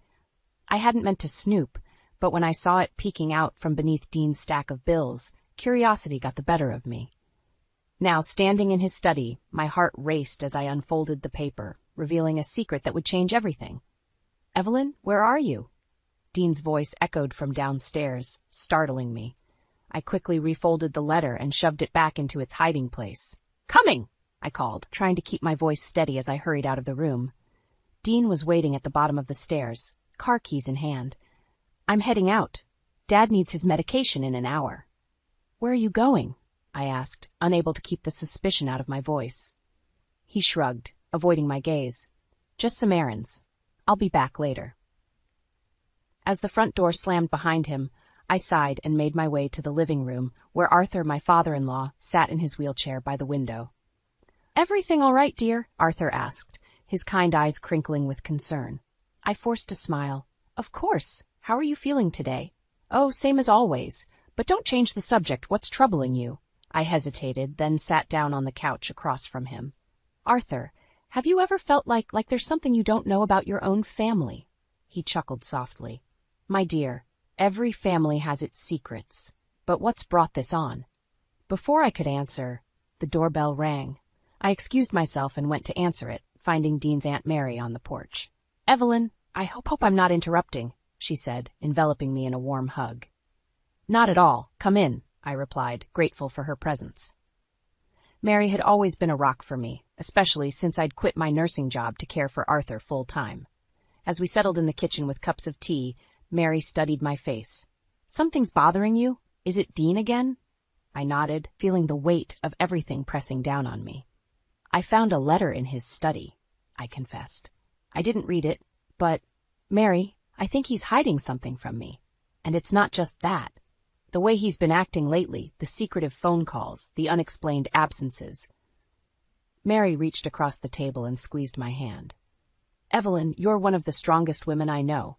You gave up your career to care for Arthur, and I've seen how much love and dedication you pour into this family, but you can't keep sacrificing yourself for people who don't appreciate it." "I don't know what to do," I whispered, feeling tears prick at my eyes. "First things first," Mary said firmly. "You need to confront Dean about that letter. Whatever it is, you deserve the truth." Just then we heard the front door open and Dean's voice called out, "I'm home." Mary and I exchanged a look. "No time like the present, Jessica," she murmured, giving my hand one last squeeze before standing up. As Dean walked into the kitchen, his eyes widened in surprise at the sight of his aunt. "Mary, what are you doing here?" "Just visiting," she replied coolly. "But I think you and Evelyn need to talk. I'll go keep Arthur company." As Mary left the room, Dean turned to me with a questioning look. I took a deep breath, steeling myself for what was to come. "Dean, we need to talk about the letter I found in your study." His face paled. "What letter?" "The one you've been hiding. I didn't read it, but I know it's important. What are you keeping from me?" Dean's expression hardened. "You had no right to go through my things. And you have no right to keep secrets that affect this family." I shot back, my voice rising. "I've given up everything to take care of your father, to support you. The least you can do is be honest with me." For a moment we stood there in tense silence. Then Dean's shoulders slumped. "You're right," he said quietly. "There's something I need to tell you, but you're not going to like it." As he began to speak, I felt my world tilting on its axis, knowing that whatever came next would change our lives forever. I stared at the pile of bills on the kitchen table, my stomach churning. How had it come to this? Dean's revelation about his gambling debts had left me reeling, but the reality of our financial situation was even worse than I'd imagined. "Evelyn?" Arthur's voice called from the living room. "Is everything all right?" I quickly shoved the bills into a drawer and plastered on a smile as I walked into the living room. "Everything's fine, Arthur. How about some lunch?" As I prepared a simple meal for us, I couldn't help but think about how different my life had become. Just 2 years ago, I was a respected nurse with a promising career ahead of me. Now I was struggling to make ends meet while caring for my father-in-law full-time. "You're awfully quiet today," Arthur observed as we ate. I sighed, unable to hide my distress any longer. I'm sorry, Arthur, it's just... things are a bit tight right now, financially speaking. Arthur's brow furrowed with concern. Has Dean not been providing enough? It's complicated, I said, not wanting to burden him with the truth about his son's irresponsible behavior. Just then, the front door slammed, and Dean strode into the room. Hey, Dad, he said, barely glancing at me. I'm heading out again. Don't wait up. Dean, wait, I called, following him to the door. We need to talk about the bills. There's not enough to cover everything this month. He shrugged, avoiding my gaze. Figure it out. I've got things to take care of. As he walked out, leaving me once again to deal with the mess he'd created, I felt a surge of anger and frustration. How much longer could I keep this up? The phone rang, startling me out of my thoughts. It was Mary. Evelyn, dear, how are you holding up? Her warm voice came through the line. I couldn't hold back anymore. The tears I'd been fighting all day finally spilled over. Oh, Mary, I choked out. It's worse than we thought. Dean's gambling. He's put us in a terrible position. I'm coming over, Mary said firmly. We'll figure this out together. An hour later, Mary and I sat at the kitchen table, surrounded by bills and bank statements. The reality of our situation was laid bare before us. Evelyn, Mary said gently, you can't keep going on like this. Dean's behavior is putting you and Arthur at risk. I nodded, feeling a strange mix of relief and dread at having someone else acknowledge the gravity of the situation. I know, but what can I do? I can't just abandon Arthur. Mary's eyes lit up with an idea. What if we looked into assisted living for Arthur? Somewhere he'd be well cared for, and you could go back to nursing. The thought had crossed my mind before, but I'd always pushed it away, feeling guilty. I don't know, Mary. It feels like giving up. It's not giving up, she insisted. It's taking care of yourself so you can better take care of others. You're a brilliant nurse, Evelyn. The world needs you back out there. As we talked through the possibilities, I felt a glimmer of hope for the first time in months. Maybe there was a way out of this mess after all. Our conversation was interrupted by the sound of a key in the lock. Dean stumbled in, reeking of alcohol. What's going on here? He slurred, eyeing Mary suspiciously. I stood up, my resolve strengthening. We're discussing options, Dean. Things can't go on like this. His face darkened. What's that supposed to mean? Before I could respond, Arthur's voice called out from the living room, sounding distressed. Evelyn? Dean, I need help. As I rushed to Arthur's side, with Dean stumbling behind me, I knew that a critical moment had arrived. Something had to change, and soon. The weight of the decisions before me pressed down, but for the first time in a long while, I felt ready to face them head-on. The early morning light filtered through the curtains as I sat at Arthur's bedside, my eyes heavy from another sleepless night. Dean hadn't come home again, and the weight of his absence pressed down on me like a physical force. Evelyn, dear, Arthur's weak voice broke through my thoughts. You look exhausted. Why don't you get some rest? I forced a smile. I'm fine, Arthur. How are you feeling this morning? Before he could answer, the front door slammed, and Dean's unsteady footsteps echoed through the house. My heart raced as I braced myself for what was to come. Where have you been? I demanded as Dean stumbled into the room, reeking of alcohol and cheap perfume. He waved dismissively. Out. What's it to you? Arthur's face fell, his disappointment in his son palpable. Dean, son, this isn't right. Evelyn deserves better. Dean's eyes flashed with anger. Stay out of this, Dad. It's none of your business. I stepped between them, my voice low and firm. That's enough, Dean. Go sleep it off. As Dean skulked away, I turned back to Arthur, my heart breaking at the sadness in his eyes. I'm so sorry, Arthur. You shouldn't have to see this. He reached out and squeezed my hand. It's not your fault, my dear. You've been nothing but a blessing to this family. Later that afternoon, as I was preparing Arthur's medication, my phone buzzed with a text from Mary. Need to talk. Can you meet me at the cafe in an hour? Anxiety gnawed at my stomach as I made my way to the cafe. Mary was already there, her face grave as I sat down across from her. Evelyn, I've discovered something, she said without preamble. Dean's been making large withdrawals from Arthur's accounts. The world seemed to tilt on its axis. What? How is that possible? Mary slid a stack of bank statements across the table. He must have gotten power of attorney at some point. Evelyn, he's been siphoning off thousands of dollars. My hands shook as I flipped through the papers, the evidence of Dean's betrayal laid out in black and white. How could he do this to his own father? I'm so sorry, dear, Mary said, reaching out to squeeze my hand. But you need to know the truth. This can't go on. As I drove home, my mind raced with the implications of what I'd learned. How could I confront Dean? How could I protect Arthur? I walked into the house to find Dean pacing in the living room, his face flushed with anger. Where have you been? He demanded. Dad needed his medication an hour ago. Guilt and anger warred within me. I was out, and don't you dare lecture me about responsibilities when you've been stealing from your own father. Dean's face paled. What are you talking about? I pulled out the bank statements. I know everything, Dean. How could you? For a moment, he looked like he might deny it. Then his expression hardened. You don't understand. I had debts to pay. I had no choice. There's always a choice, I spat. And you chose to betray your family. Our shouting match was interrupted by a crash from Arthur's room. We both raced in to find him on the floor, his wheelchair overturned. Arthur, I cried, kneeling beside him. Are you all right? He groaned in pain. I heard shouting. I was trying to come see what was wrong. As I helped Arthur back into bed, checking him for injuries, Dean hovered uselessly in the doorway. The contrast between his neglect and Arthur's concern for us, even in his weakened state, was stark. I turned to Dean, my voice cold. This ends now. I want you out of this house by tomorrow. His eyes widened in disbelief. You can't be serious. This is my house. Not anymore, I said, my resolve strengthening with each word. I'm calling a lawyer in the morning.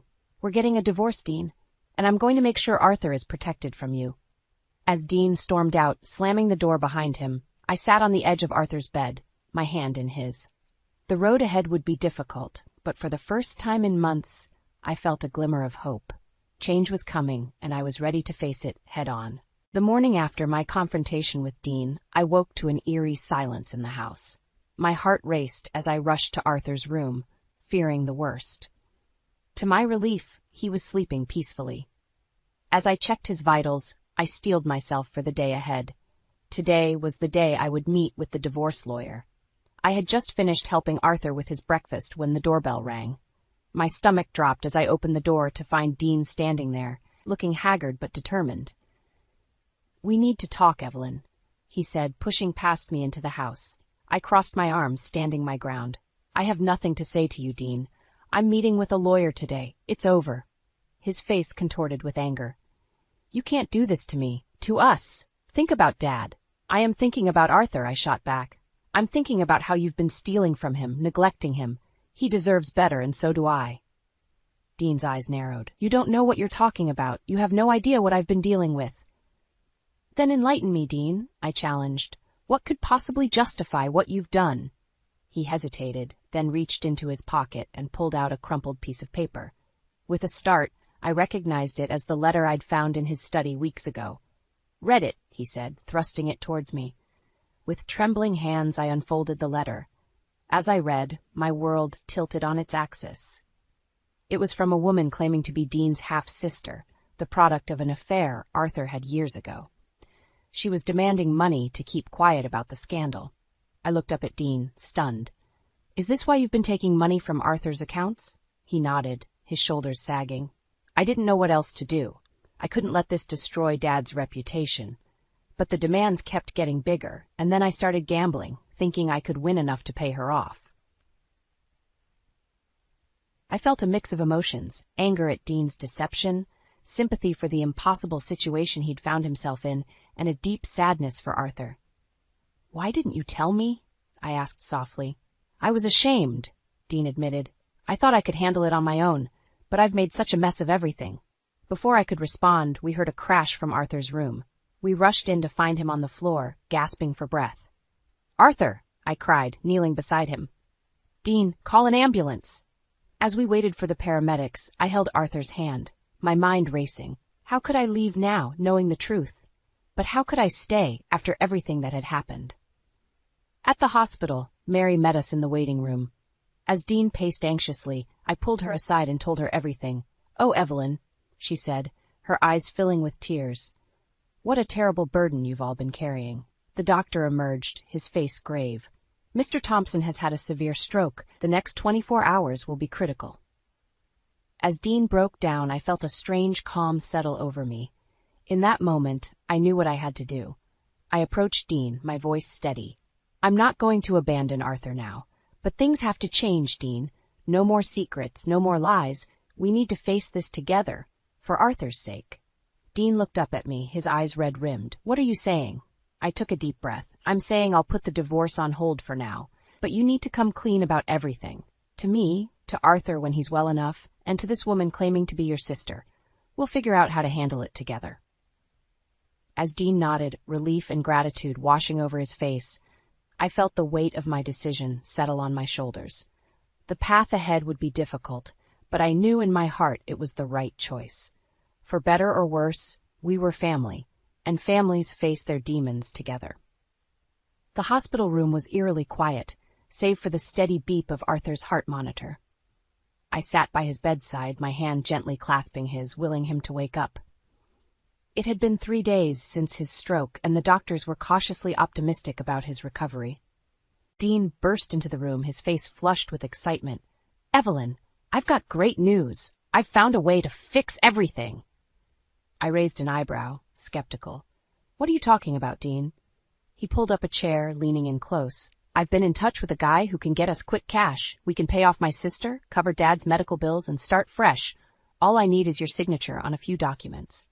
My heart sank. "Dean, no. We agreed no more secrets, no more schemes. What kind of documents?" He hesitated, then pulled out a stack of papers. "It's just a small loan against the house. We'll pay it back in no time, I promise." I leafed through the documents, my blood running cold as I realized the implications. "This isn't a small loan, Dean. This is practically signing away our home. How could you even consider this?" "What choice do we have?" he hissed, glancing nervously at Arthur. "We're drowning in debt, and my sister is threatening to go public. This is our only way out." I stood up, my voice shaking with anger. "No, Dean. This ends now. I won't let you gamble away our future on another one of your schemes." His face darkened. "You don't understand. If you don't sign these papers, I'll lose everything. We'll lose everything." "Maybe that's what needs to happen," I said softly, the realization hitting me like a ton of bricks. "Maybe we need to lose it all to find our way back." Just then Mary walked in, her eyes widening as she sensed the tension in the room. "What's going on here?" I turned to her, my decision crystallizing. "Mary, I need your help. Can Arthur stay with you for a while when he's released?" "Of course," she said, looking confused. "But why?" I took a deep breath. "Because I'm leaving, Mary. I can't do this anymore." Dean jumped up, panic in his eyes. "Evelyn, you can't be serious. What about Dad? What about us?" "There is no us anymore, Dean," I said, my voice surprisingly steady. "I've given everything I have to this family, but I can't keep sacrificing myself. It's time I start taking care of me." As the weight of my words sank in, Arthur's eyes fluttered open. "Evelyn," he croaked, his voice weak but clear. I rushed to his side, tears streaming down my face. "I'm here, Arthur. How are you feeling?" He squeezed my hand weakly. "I heard everything," he whispered. "You go. Be happy." A sob escaped me as I realized Arthur had been aware of our conversation. "Are you sure? I don't want to abandon you."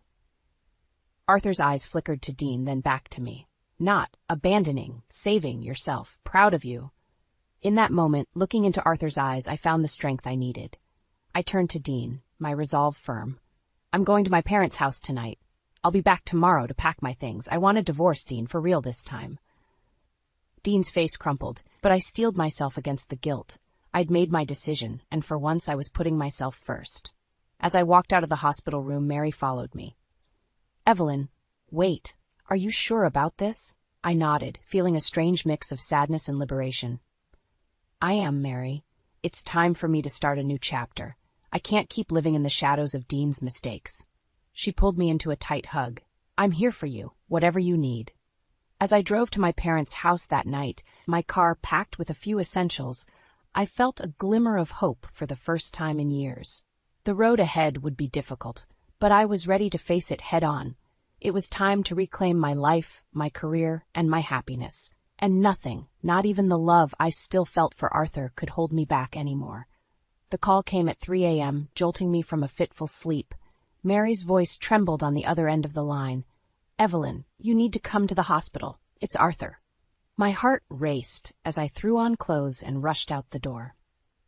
The past month, living at my parents' house, had been a whirlwind of emotions and legal meetings, but Arthur had always been at the forefront of my mind. When I arrived at the hospital, Mary was waiting outside Arthur's room, her eyes red-rimmed. "The doctors say it won't be long now," she whispered. I steeled myself and entered the room. Arthur lay there looking smaller and frailer than I'd ever seen him. Dean sat by his bedside, his head in his hands. "Evelyn," Arthur croaked, his eyes lighting up as he saw me. "You came." I rushed to his side, taking his hand in mine. "Of course I came, Arthur, I'm here." He smiled weakly. "Good, there's something. I need to tell you both." Dean looked up, his face haggard. "Dad, save your strength." Arthur shook his head. "No time. Evelyn, in my desk, there's a letter, my will. You need to know." His words were cut off by a fit of coughing. A nurse rushed in, ushering us out of the room. Dean and I stood in the hallway, the tension between us palpable. "What's he talking about?" Dean demanded. "What will?" I shook my head, bewildered. "I don't know. I haven't seen any will." Hours passed in agonizing silence. Finally, the doctor emerged, his face solemn. "I'm sorry," he said softly. "He's gone." The world seemed to tilt on its axis. Despite our complicated history, I felt a deep ache for the kind man who had become like a father to me. In the days that followed, I threw myself into arranging the funeral, grateful for the distraction. It wasn't until the day before the service that I remembered Arthur's words about the will. With a sense of trepidation, I went to the house Dean and I had once shared. He wasn't home, which was a relief. I made my way to Arthur's study, my heart pounding as I opened his desk drawer. There, nestled among old papers, was an envelope with my name on it. With trembling hands, I opened it and began to read. "My dear Evelyn, if you're reading this, I'm no longer with you. I want you to know how much you've meant to me these past years. You've been more than a daughter-in-law. You've been the daughter I never had. It's because of this that I've made a decision that may come as a shock. I've amended my will to leave you my stock portfolio. It's not a fortune, but it should be enough to give you a fresh start. I know things have been difficult with Dean, and I'm sorry for the part I've played in that. But you deserve happiness, Evelyn. Use this gift to build the life you've always dreamed of. With all my love, Arthur."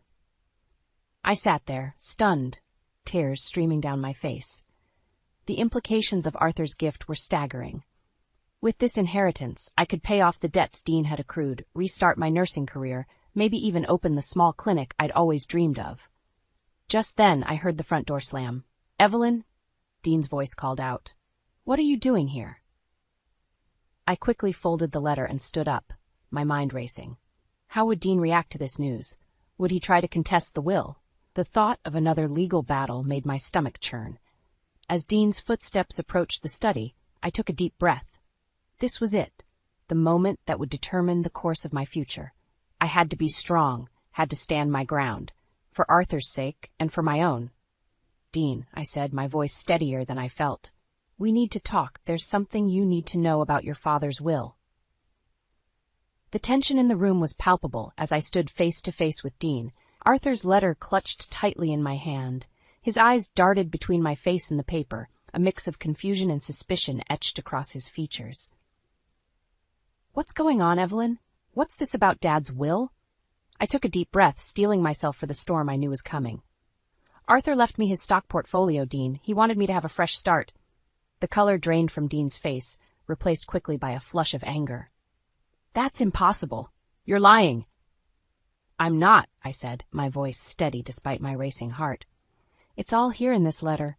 He knew about our problems, Dean. He wanted to help me." Dean lunged forward, trying to snatch the letter from my hand. I stepped back, narrowly avoiding his grasp.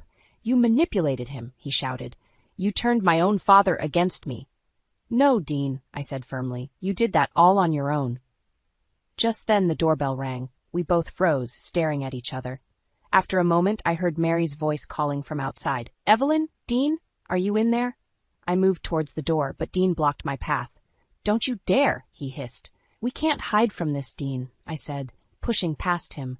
"It's time for the truth to come out." I opened the door to find Mary standing there with a concerned look on her face. "What's going on?" she asked, taking in our tense postures. "Come in, Mary," I said, ignoring Dean's protests. "There's something you need to know." Over the next hour, I laid bare everything. Dean's gambling debts, his theft from Arthur's accounts, the mysterious half-sister demanding money. Mary listened in shocked silence, her eyes widening with each revelation. "Is this true, Dean?" she finally asked, her voice trembling.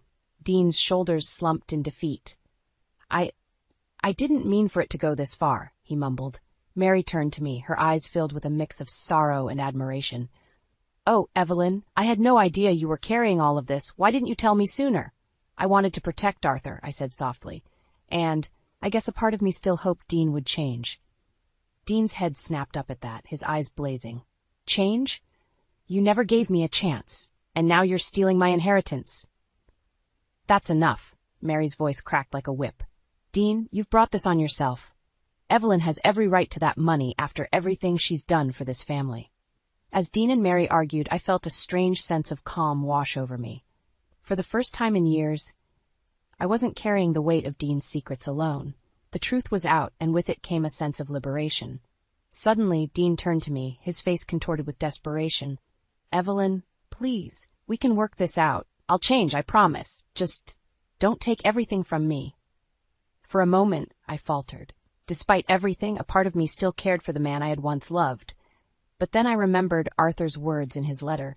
"You deserve happiness, Evelyn." I straightened my shoulders, looking Dean in the eye. "I'm not taking everything from you, Dean. I'm taking back what's rightfully mine. My freedom, my future, and the gift Arthur wanted me to have." Dean's face crumpled, and he sank to his knees, sobs racking his body. Mary moved to comfort him, but I knew my part in this scene was over. As I walked out of the house that had once been my prison, I felt a mix of emotions: relief, sadness, and a glimmer of hope for the future. The road ahead would be challenging, but for the first time in years, I was ready to face it head-on. Little did I know, the biggest challenge was yet to come. As I reached my car, my phone buzzed with a message from an unknown number. "I know about the inheritance. We need to talk. Your husband's sister." My hand trembled as I stared at the screen. Just when I thought it was over, a new storm was brewing on the horizon. My hands trembled as I sat across from Sarah, Dean's half-sister, in a quiet cafe. Her resemblance to Arthur was uncanny, a painful reminder of the family's tangled web of secrets. "I'm not here to cause trouble," Sarah said, her voice soft but firm. "I just want what's rightfully mine." I took a deep breath, steeling myself. "I understand, Sarah, but you have to know, the money Dean was sending you, it wasn't his to give. He was stealing from Arthur, from the family." Sarah's eyes widened in shock. "I had no idea. I thought Arthur was trying to make amends through Dean." As we talked, a plan began to form in my mind. "Sarah," I said, leaning forward, "what if we could honor Arthur's memory and make things right for everyone?" An hour later, I stood before Dean, Mary, and Sarah in Arthur's old study. The tension in the room was palpable. "I've made a decision," I announced, my voice steadier than I felt. "I'm going to use part of the inheritance to set up a trust for Sarah. It's what Arthur would have wanted." Dean's face contorted with rage. "You can't do that. It's my family's money." "No, Dean," Mary interjected, her voice firm. "It's Evelyn's money now, and she's doing the right thing." As Dean stormed out, slamming the door behind him, I felt a weight lift from my shoulders. For the first time in years, I was taking control of my life. The next few months were a whirlwind of change. I returned to nursing, throwing myself into work with a passion I'd forgotten I had. The remaining money from Arthur's stocks allowed me to open a small clinic in an underserved area of town. One evening, as I was locking up the clinic, I saw a familiar figure approaching. It was Dean, looking haggard and humbled. "Evelyn," he said, his voice hoarse, I need help." For a moment I felt the old urge to rush to his aid, but then I remembered everything we'd been through, everything I'd learned about myself. "I'm sorry, Dean," I said, my voice gentle but firm. "I can't be the one to save you anymore, but there are programs that can help if you're ready to change." As I watched him walk away, I felt a mix of sadness and relief. Our chapter together was truly over, but a new one was just beginning for me. Weeks later, I stood in front of a group of nursing students, sharing my experiences and the lessons I'd learned. As I spoke about resilience, self-worth, and the power of standing up for oneself, I saw the spark of understanding in their eyes. "Remember," I said, my voice strong and clear, "you are more than your circumstances. You have the power to rewrite your story, to choose happiness and fulfillment." After the lecture, Mary approached me, her eyes shining with pride. "Arthur would be so proud of you, Evelyn. You've turned this difficult situation into something beautiful." I smiled, feeling a warmth spread through my chest. "I couldn't have done it without your support, Mary, or without everything I learned from Arthur." As we walked out into the sunlight, I felt a sense of peace wash over me. The road had been long and painful, but it had led me here, to a place of strength, purpose, and self-discovery. That evening, as I sat on my porch watching the sunset, I thought about the journey I'd been on. From a woman trapped in a cycle of manipulation and self-doubt, I'd become someone who could stand tall, make tough decisions, and help others. I pulled out Arthur's letter, reading his words one last time. "Use this gift to build the life you've always dreamed of." Tears pricked my eyes as I realized that's exactly what I'd done. And this was just the beginning. As the last rays of sunlight painted the sky in brilliant hues, I felt a surge of excitement for what the future held. I had reclaimed my life, my career, and my happiness.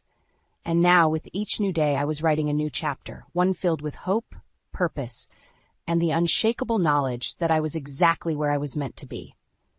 The end was just the beginning, and I was ready for whatever came next. I never meant to snoop through my husband's phone. Trust had always been our foundation, but that changed the moment I saw the notification pop up on his screen while he was in the shower. A message from Claire, written in a peculiar mix of French and English that made my heart skip a beat. "My name is Harper, and until that morning I thought I had the perfect marriage. On se voit tonight at the usual spot? J'ai something important to tell you. Don't tell it. They had to be me." As a linguist, the code switching between languages caught my attention immediately. It wasn't casual Franglish, it felt deliberate, like they were trying to obscure the meaning from someone. From me. I heard the shower turn off and quickly placed Ethan's phone back on the nightstand, exactly as I'd found it. My hands were trembling as I pretended to fold laundry, my mind racing with possibilities I didn't want to consider. "Hey, beautiful," Ethan said, emerging from the bathroom with a towel around his waist. Water droplets traced paths down his chest, and for a moment I saw him as I always had, the kind, gentle veterinarian I'd fallen in love with. "Everything okay? You look a bit pale." "Just tired," I lied, forcing a smile. "Long week of translations." He crossed the room and kissed my forehead, leaving a damp spot that felt like it was burning into my skin. "Don't work too hard. We've got dinner at my parents' tonight, remember?" My stomach clenched. The monthly dinner at the Callahan estate. Another reminder that I'd married into a family that saw me as an outsider. "Of course," I said, watching him get dressed for work. "Will Claire be there?" Pause before his answer was microscopic, but I caught it. "No, why would she be?" "Just asking. She seems to be around a lot lately." Ethan's shoulders tensed slightly as he buttoned his shirt. "She's an old friend, Harper. You know that." An old friend who had been showing up at his clinic with increasing frequency, who texted in code, who wanted to meet him secretly. The weight of unspoken words hung between us like a storm cloud. "I should head out," he said, checking his watch. "Early surgery today. Love you." "Love you too," I replied automatically, the words tasting different now. After he left, I sat on our bed, staring at his side of the closet. The expensive suits his mother insisted he wear, the casual clothes he preferred, all hanging there like normal. But nothing felt normal anymore. My phone buzzed, a text from Lydia, my sister-in-law. "Looking forward to seeing you tonight, dear. Mother wants to discuss the summer house arrangements. Wear something appropriate this time." I deleted the message without responding. Lydia, with her perfect outfits and sharp smiles, never missed a chance to remind me that I didn't quite measure up to Callahan standards. But right now, her usual jabs felt trivial compared to the mystery unfolding on my husband's phone. I pulled out my laptop and opened my translation work, but the words blurred together. Instead, I found myself typing Claire Bennett into social media. Her profile was full of recent photos, charity galas, business meetings, and yes, several casual shots at Ethan's veterinary clinic. In one, they were both laughing, heads close together as they looked at something on his phone. The caption read, "Some secrets are worth keeping. Winking face #oldfriends #TBT." My finger hovered over the image. The timestamp showed it was posted 3 weeks ago, the same week Ethan started having emergency calls in the evenings. Tonight, while we sat through another tense family dinner, my husband would be keeping secrets with Claire Bennett, and I had to decide what I was going to do about it. Callahan Estate loomed before us like a fortress as Ethan pulled into the circular driveway. I smoothed my dress, a designer piece I'd saved 3 months to buy, hoping it would pass Margaret's inspection. Text message from this morning still burned in my mind, but I forced a smile as Ethan squeezed my hand. "Ready?" he asked. I nodded, noticing how his jaw tightened. He always got tense before these dinners. The massive front door swung open before we reached it.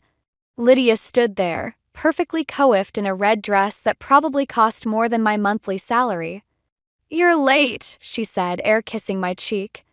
"Mother's been asking about you, Ethan." "Traffic," he muttered, but I caught the slight tremor in his voice. The same tremor I'd heard when he denied meeting Claire tonight. The foyer echoed with our footsteps as we followed Lydia to the formal dining room.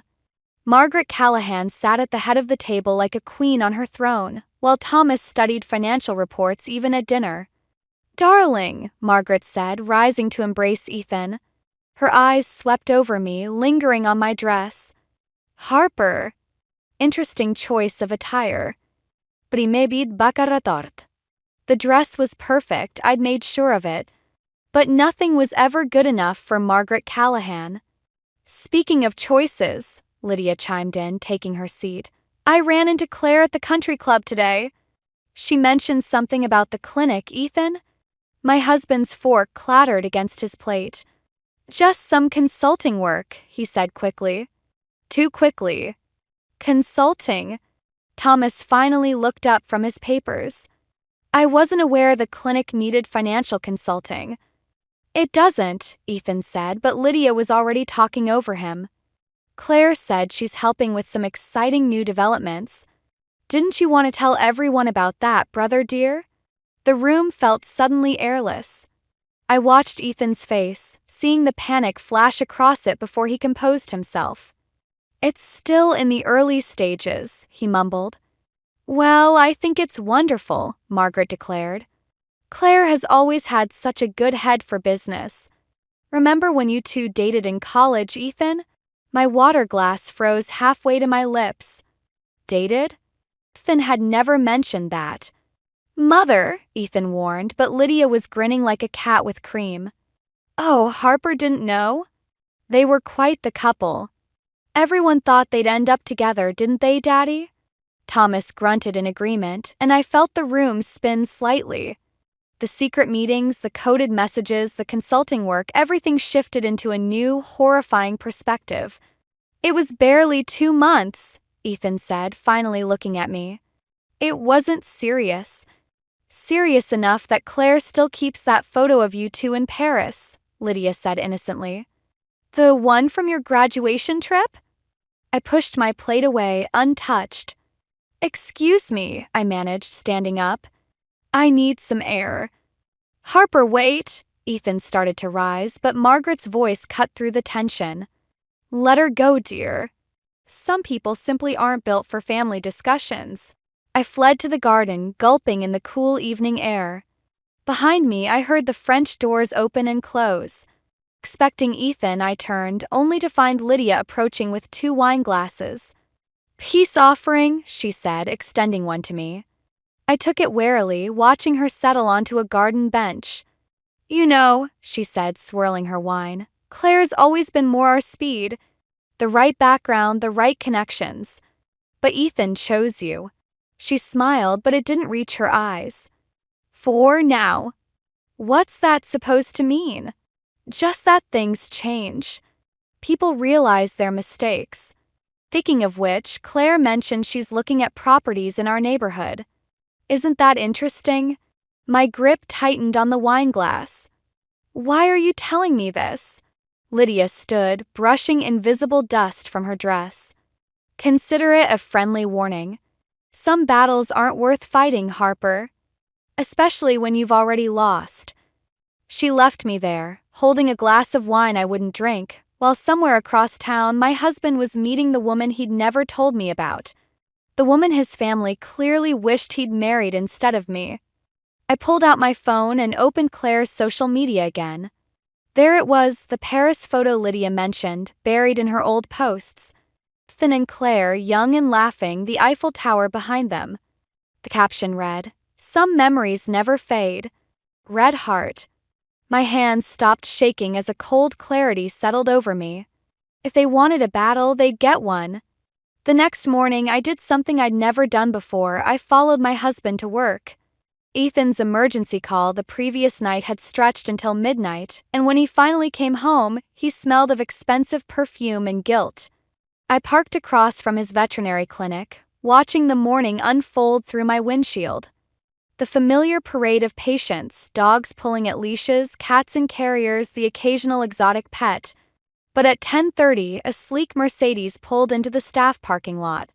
Claire stepped out, wearing a business suit that probably cost more than Ethan's monthly mortgage payment. My phone buzzed, a text from Lydia. "Thought you might want to know Claire's meeting with our family accountant today. Something about clinic investments." I switched off my phone and slipped into the clinic through the side entrance, nodding to the receptionist who knew me as Dr. Callahan's wife. The break room connected to Ethan's office through a thin wall, and voices carried if you knew where to listen. "The paperwork's ready," Claire was saying. "Once you sign, everything changes. I don't know about this anymore." Ethan's voice was strained. Harper doesn't understand our world, Ethan. She never will. Your parents see that, why can't you?" A pause. My heart hammered against my ribs. "It's not that simple," Ethan said finally. "She's my wife. And I'm the one who's been here all along. The one who knows what you really want." Claire's voice softened. "Remember Paris? How simple things were then. That was different. We were different. Were we? Or did you just settle for less because it was easier than fighting for what you really wanted?" I'd heard enough. I pushed away from the wall, but my elbow caught a stack of files. They crashed to the floor, the sound impossibly loud in the quiet clinic. The office door flew open. Ethan stood there, face pale. Behind him, Claire looked more annoyed than surprised. "Harper," Ethan started, but I was already moving. "Don't." My voice came out steady, surprising even me. "Just don't. This isn't what you think," Claire said, stepping forward. "We're discussing business investments. The clinic needs what? Your money? Your connections? Or just you?" "Harper, please." Ethan reached for my arm, but I jerked away. "When were you going to tell me about the buyout?" The words were a shot in the dark, but Claire's slight flinch told me I'd hit something. "That's what this is about, isn't it? The paperwork, the meetings, the secrets?" "It's a business opportunity," Claire said smoothly. "The clinic could be so much more with proper backing. Ethan knows that. And I'm just in the way." I turned to my husband. "Is that why you've been lying? Meeting her in secret, hiding your past?" "I wanted to protect you," he said weakly. "From what? The truth? That your family's finally found a way to get what they want." I laughed, the sound harsh even to my ears. "A way to replace me with someone more suitable?" "That's not," Ethan started, but his phone chimed. Another message. I watched his face as he read it, saw the color drain away. "What is it?" Claire asked, moving closer to him than any business partner should. "Mother," he whispered. "She's calling an emergency family meeting." Tonight. Claire's perfectly painted lips curved into a smile.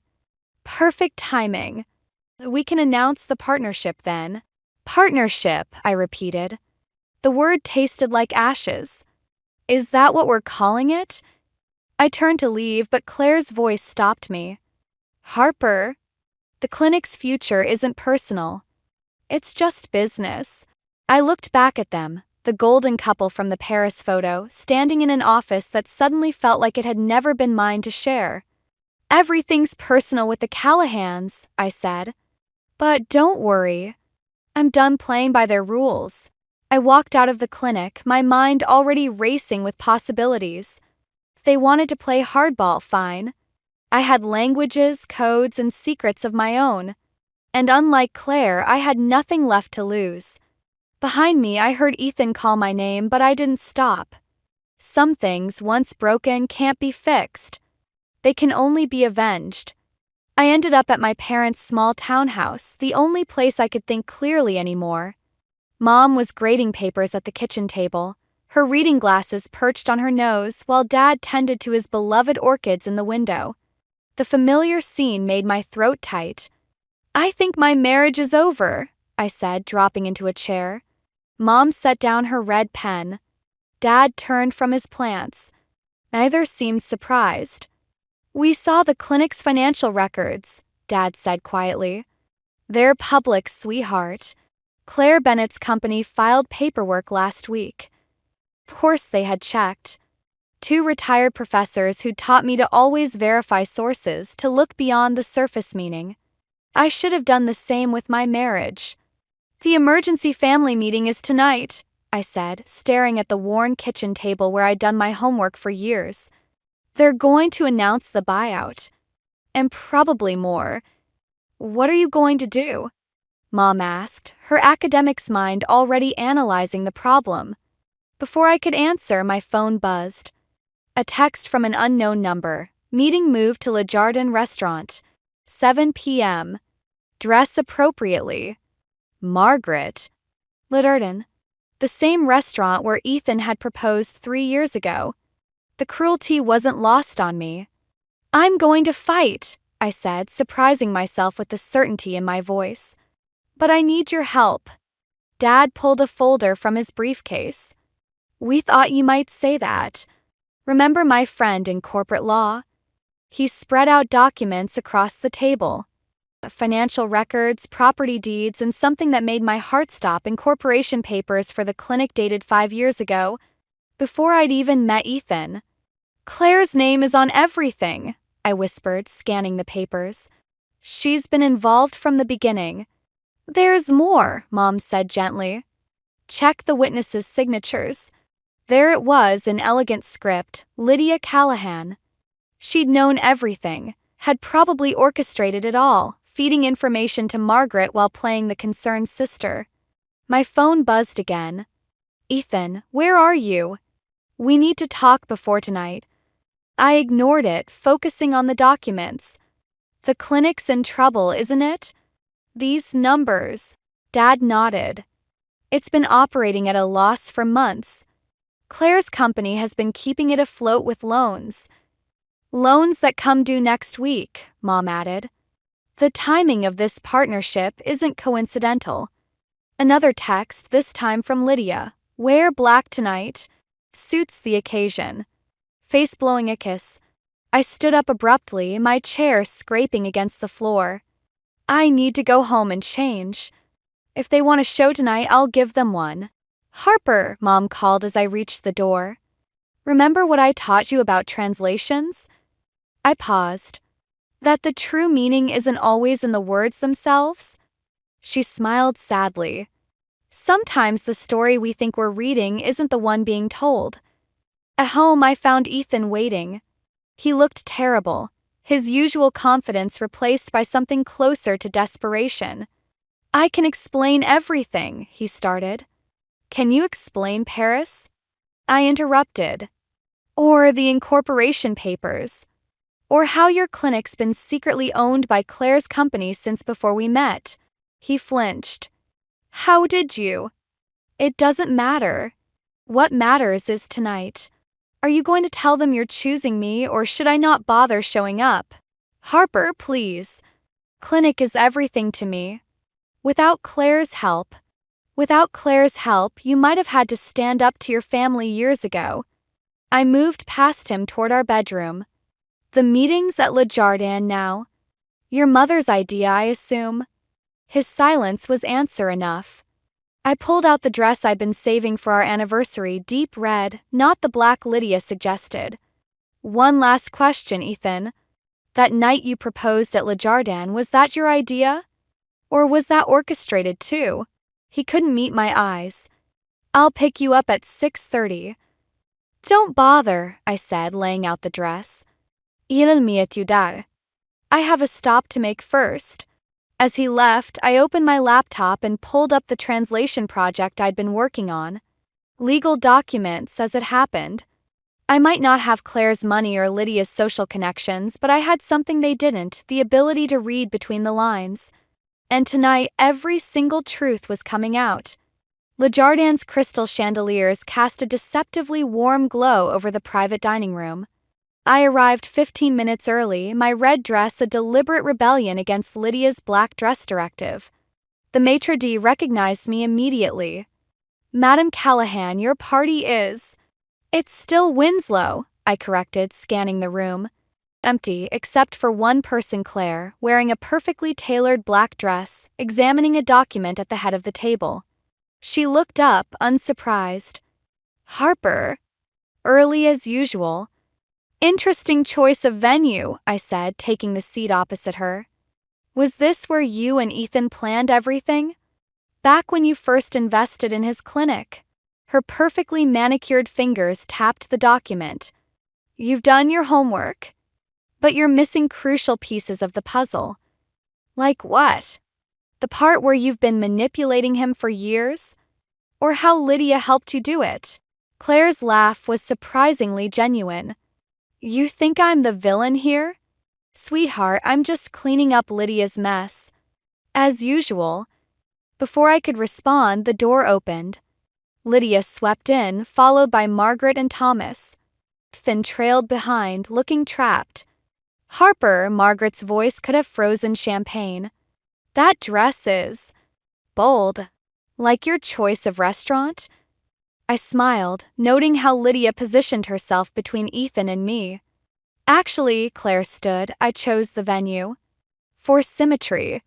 Thomas cleared his throat. Let's get to business. The papers are ready. Almost. Claire pulled out a folder. Just waiting on one signature. Harper's. The room went silent. Finn's head snapped up. What? Lydia's voice cracked slightly. She has no part in this. Actually, she does. Claire slid a document across the table. The clinic's original incorporation papers list both Callahan siblings as beneficiaries. Ethan and Lydia. My hands remained folded in my lap. But Lydia sold her share. To you, Harper. Through a shell company 3 months ago. Claire's smile was razor-sharp. She was desperate for cash after her last failed business venture. She didn't read the fine print. Lydia's face drained of color. That's impossible. I never. The transfer documents are in French, I cut in, finally understanding. A language you claim to speak but actually can't. Unlike me. Margaret's hand gripped her wine glass too tightly. This is absurd. But Thomas was already reviewing the papers, his businessman's eyes catching what his daughter had missed. It's legal, he said quietly. Harper owns 40% of the clinic.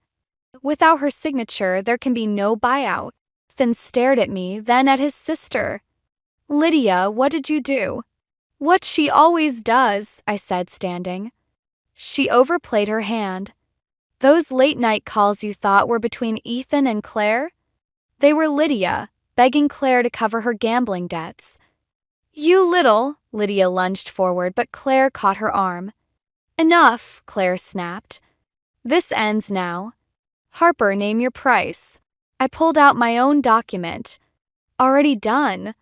Full ownership of the clinic transfers to Ethan. Alone. No family interference, no outside investors. And in return? Thomas asked. I walk away. From everything. The marriage, the family, all of it. I met Ethan's devastated gaze. It's what you wanted, isn't it? Freedom from having to choose? Harper, please, he started, but Margaret cut him off. Done. Thomas, call the lawyers. Not done, I said, my voice steady despite my racing heart. One more condition. Tell them, Claire. Tell them what really happened in Paris. Claire's composure cracked just slightly. That's not relevant. I stood, gathering my things. Everything's relevant when you're rewriting history. You have until midnight to decide. Oh, and Lydia? I paused at the door. Black really isn't your color. I walked out of Le Jardin into the cool night air, leaving behind a room full of carefully constructed lies beginning to unravel. My phone buzzed, a message from my mother. Remember, sometimes the best revenge is letting them destroy themselves. I smiled, hailing a cab. The night wasn't over yet. The midnight deadline came and went. I sat in my parents' guest room, surrounded by documents and translations, when my laptop pinged with an email from Claire. Just 3 words, check the news. Breaking news headlines screamed across my screen. Callahan Veterinary Clinic under investigation. Below that, financial irregularities force immediate closure. My phone exploded with notifications. Missed calls from Ethan. Texts from Lydia, all caps and rage. A formal message from Thomas's lawyer requesting an urgent meeting. They'd called my bluff and raised the stakes. Now dozens of employees would lose their jobs, and countless animals would lose their care provider. All because I'd pushed too hard. I grabbed my keys, but my mother blocked the doorway. Where are you going? To fix this. My voice cracked. I never wanted to destroy everything. She took my keys. That's exactly what they're counting on. Your guilt. Your decency. A new text lit up my phone from Claire. Meeting. Your office. Now. I worked as a translator for an international law firm downtown. At 1 a.m., the building was desert quiet, but the lights in my office were on. Claire sat at my desk, looking perfectly composed despite the hour. Quite a mess you've made, she said, gesturing to the chair across from her. Me? You're the ones who shut down an essential business out of spite. No, Harper. We shut it down because we found evidence of embezzlement. She slid a file across the desk. In your name. My hand shook as I opened it. Transfer records, all technically legal, all tied to my ownership stake. All fabricated. This is impossible. I never. Of course you didn't. But Lydia did. Using your credentials, your passwords, your identity. Claire's smile was almost sympathetic. She's been planning this for months, waiting for you to make your move. The room spun slightly. Why are you telling me this? 'Cause unlike the others, I actually care about Ethan. And that clinic. She leaned forward. Sign over your shares, take the fall for the financial irregularities, and everything goes back to normal. The clinic reopens, no charges filed. And if I don't? Then tomorrow, Margaret releases evidence that you've been stealing from the clinic for years. Ethan's reputation stays clean, but yours? She shrugged. Well, good luck finding work as a translator with a fraud conviction. My phone buzzed again. Ethan, please, Harper. Whatever they're offering, take it. I can't watch you go to prison. He knows about this? My voice sounded distant, even to myself. He knows enough. Claire stood. You have 1 hour. Sign the papers, take the deal, or face the consequences. After she left, I sat in my dark office, staring at the city lights below. Everything I'd done to protect myself, to fight back, had only given them more ammunition. My mother's words echoed. Sometimes the best revenge is letting them destroy themselves. But what if they destroyed me first? My computer hummed to life as I logged into my work server. Years of translations, contracts, and documents scrolled past, including, buried in a folder from 3 years ago, the original Paris documents I'd translated for Claire's company. The ones that had started everything. I'd never read them carefully before. Had never needed to. But now, my hands flew across the keyboard, pulling up file after file. French contracts, German amendments, Italian addendums. A pattern emerged, one that made my breath catch. A new email arrived from Lydia. 1 hour left, dear sister. Tick-tock. I looked at the papers Claire wanted me to sign, then back at my screen. The truth that had been hiding in plain sight for years, wrapped in layers of languages and lies. My phone rang, Ethan again. This time, I answered. Don't sign anything, he said immediately. Harper, I remember Paris now. All of it. And I know what Claire. The line went dead. I stared at the phone, then at the documents, then at my computer screen with its web of international transactions and hidden truths. They'd pushed me to my lowest point, thinking I'd break. Instead, they'd pushed me right where I needed to be, at the bottom with nowhere to go but up. And up meant burning everything down. Callahan family gathered in Thomas's study, exactly where I knew they'd be. Margaret perched on the leather sofa, Lydia paced by the window, and Claire stood near Thomas's desk, all of them waiting for me to sign away everything. I walked in wearing the same red dress from Le Jardin, but this time carrying a thick folder. You're late, Lydia snapped. Where's Ethan? Probably still trying to get his phone working again, I said, watching Claire's expression flicker. Interesting timing for his service to cut out, right after he mentioned Paris. Thomas cleared his throat. The papers, Harper. Your hour is up. I placed my folder on his desk. You're right. It is. I pulled out a stack of documents, the original translations I'd done years ago before I even met Ethan. Let's talk about what really happened in Paris. Claire stepped forward. That's not relevant. It's all relevant. I spread out the papers. These contracts, written in French, German, and Italian, detail how Claire's company systematically stripped assets from failing veterinary clinics across Europe. Buy them out, gut them, sell off the pieces. Margaret waved her hand dismissively. Business is business. Except these clinics weren't failing naturally. They were sabotaged. By someone who created false financial records, just like the ones you're trying to pin on me now. Lydia's pacing stopped. You can't prove any of this. Actually, I can. 'Cause I was the one who translated the documents.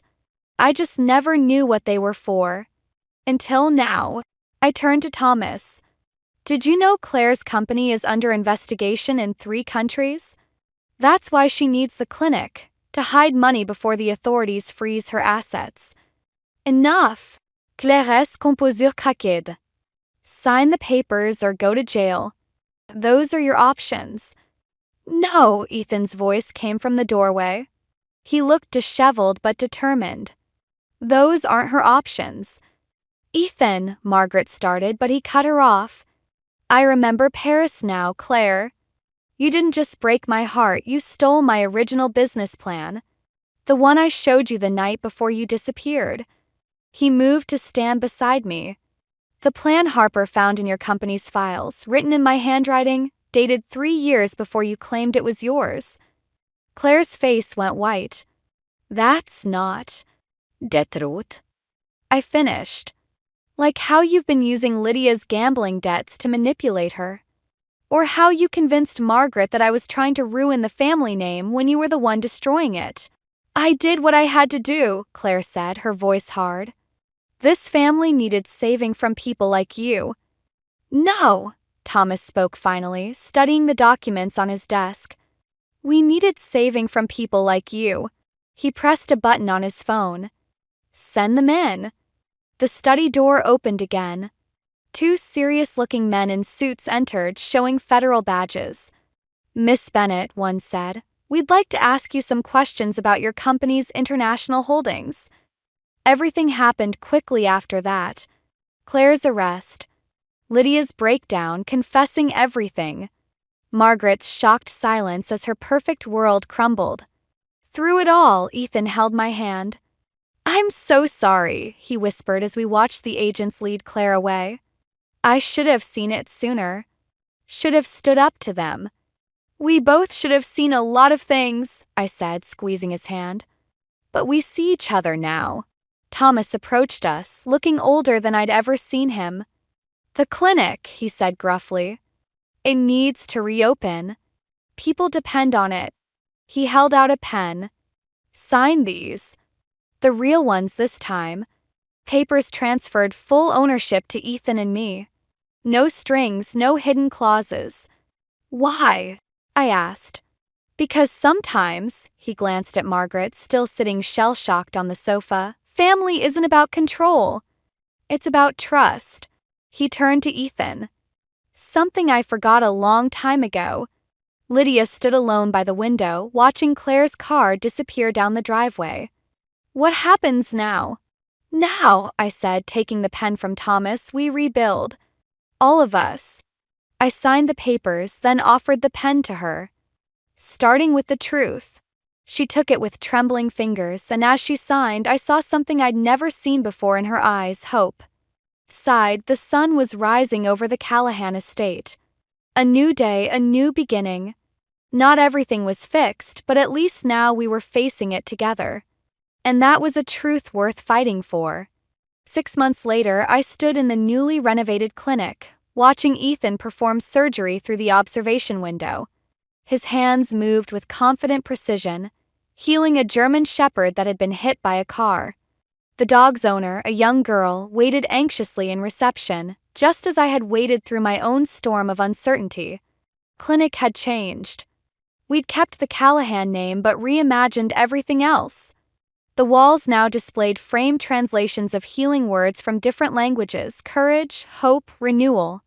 A reminder of how we'd found our way back. "He's good at putting things back together," Lydia said, appearing beside me. She looked different now, softer somehow, without the sharp edges of desperate ambition. Weekly therapy and a gambling addiction program had helped. "So are you," I replied, noting the stack of account books in her arms. She'd insisted on working here, doing honest books this time, paying her debt to the family one balanced ledger at a time. The surgery light clicked off. Success. My phone buzzed, a text from Margaret. "Dinner tonight? I found your mother's recipe for coq au vin." These new Friday dinners were different from the old ones. No more power plays or hidden agendas, just careful steps toward understanding. Thomas had retired, letting Ethan run the clinic his own way. Margaret was learning to love without controlling, though old habits died hard. "Mail came," Lydia said, handing me an envelope. The return address was a federal prison. Claire's letter was short. I never meant for it to go so far. Paris was supposed to be the beginning of something beautiful, not the start of a lie. Maybe that's what happens when we try to force life into the shape we think it should be, instead of letting it be what it is. Take care of him. Take care of all of them. I folded the letter and slipped it into my pocket, next to the ultrasound picture I hadn't shown anyone yet. Some revelations needed perfect timing. Ethan emerged from surgery, still in his scrubs. "The dog will be fine," he said, wrapping an arm around me. Just needed someone to believe in him. Like father, like future child? I whispered. His hand froze on my waist. "Are you?"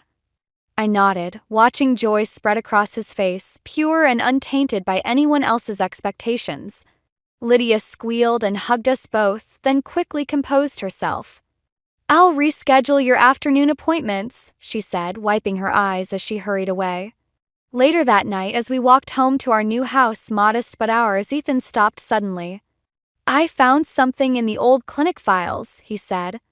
"A letter from my father to his father, written when Dad was my age. He wanted to be a teacher, did you know that? But his father convinced him that business was the only acceptable path." "Is that why he let you keep the clinic?" I think he finally realized that legacy isn't about controlling the future. It's about giving it room to grow.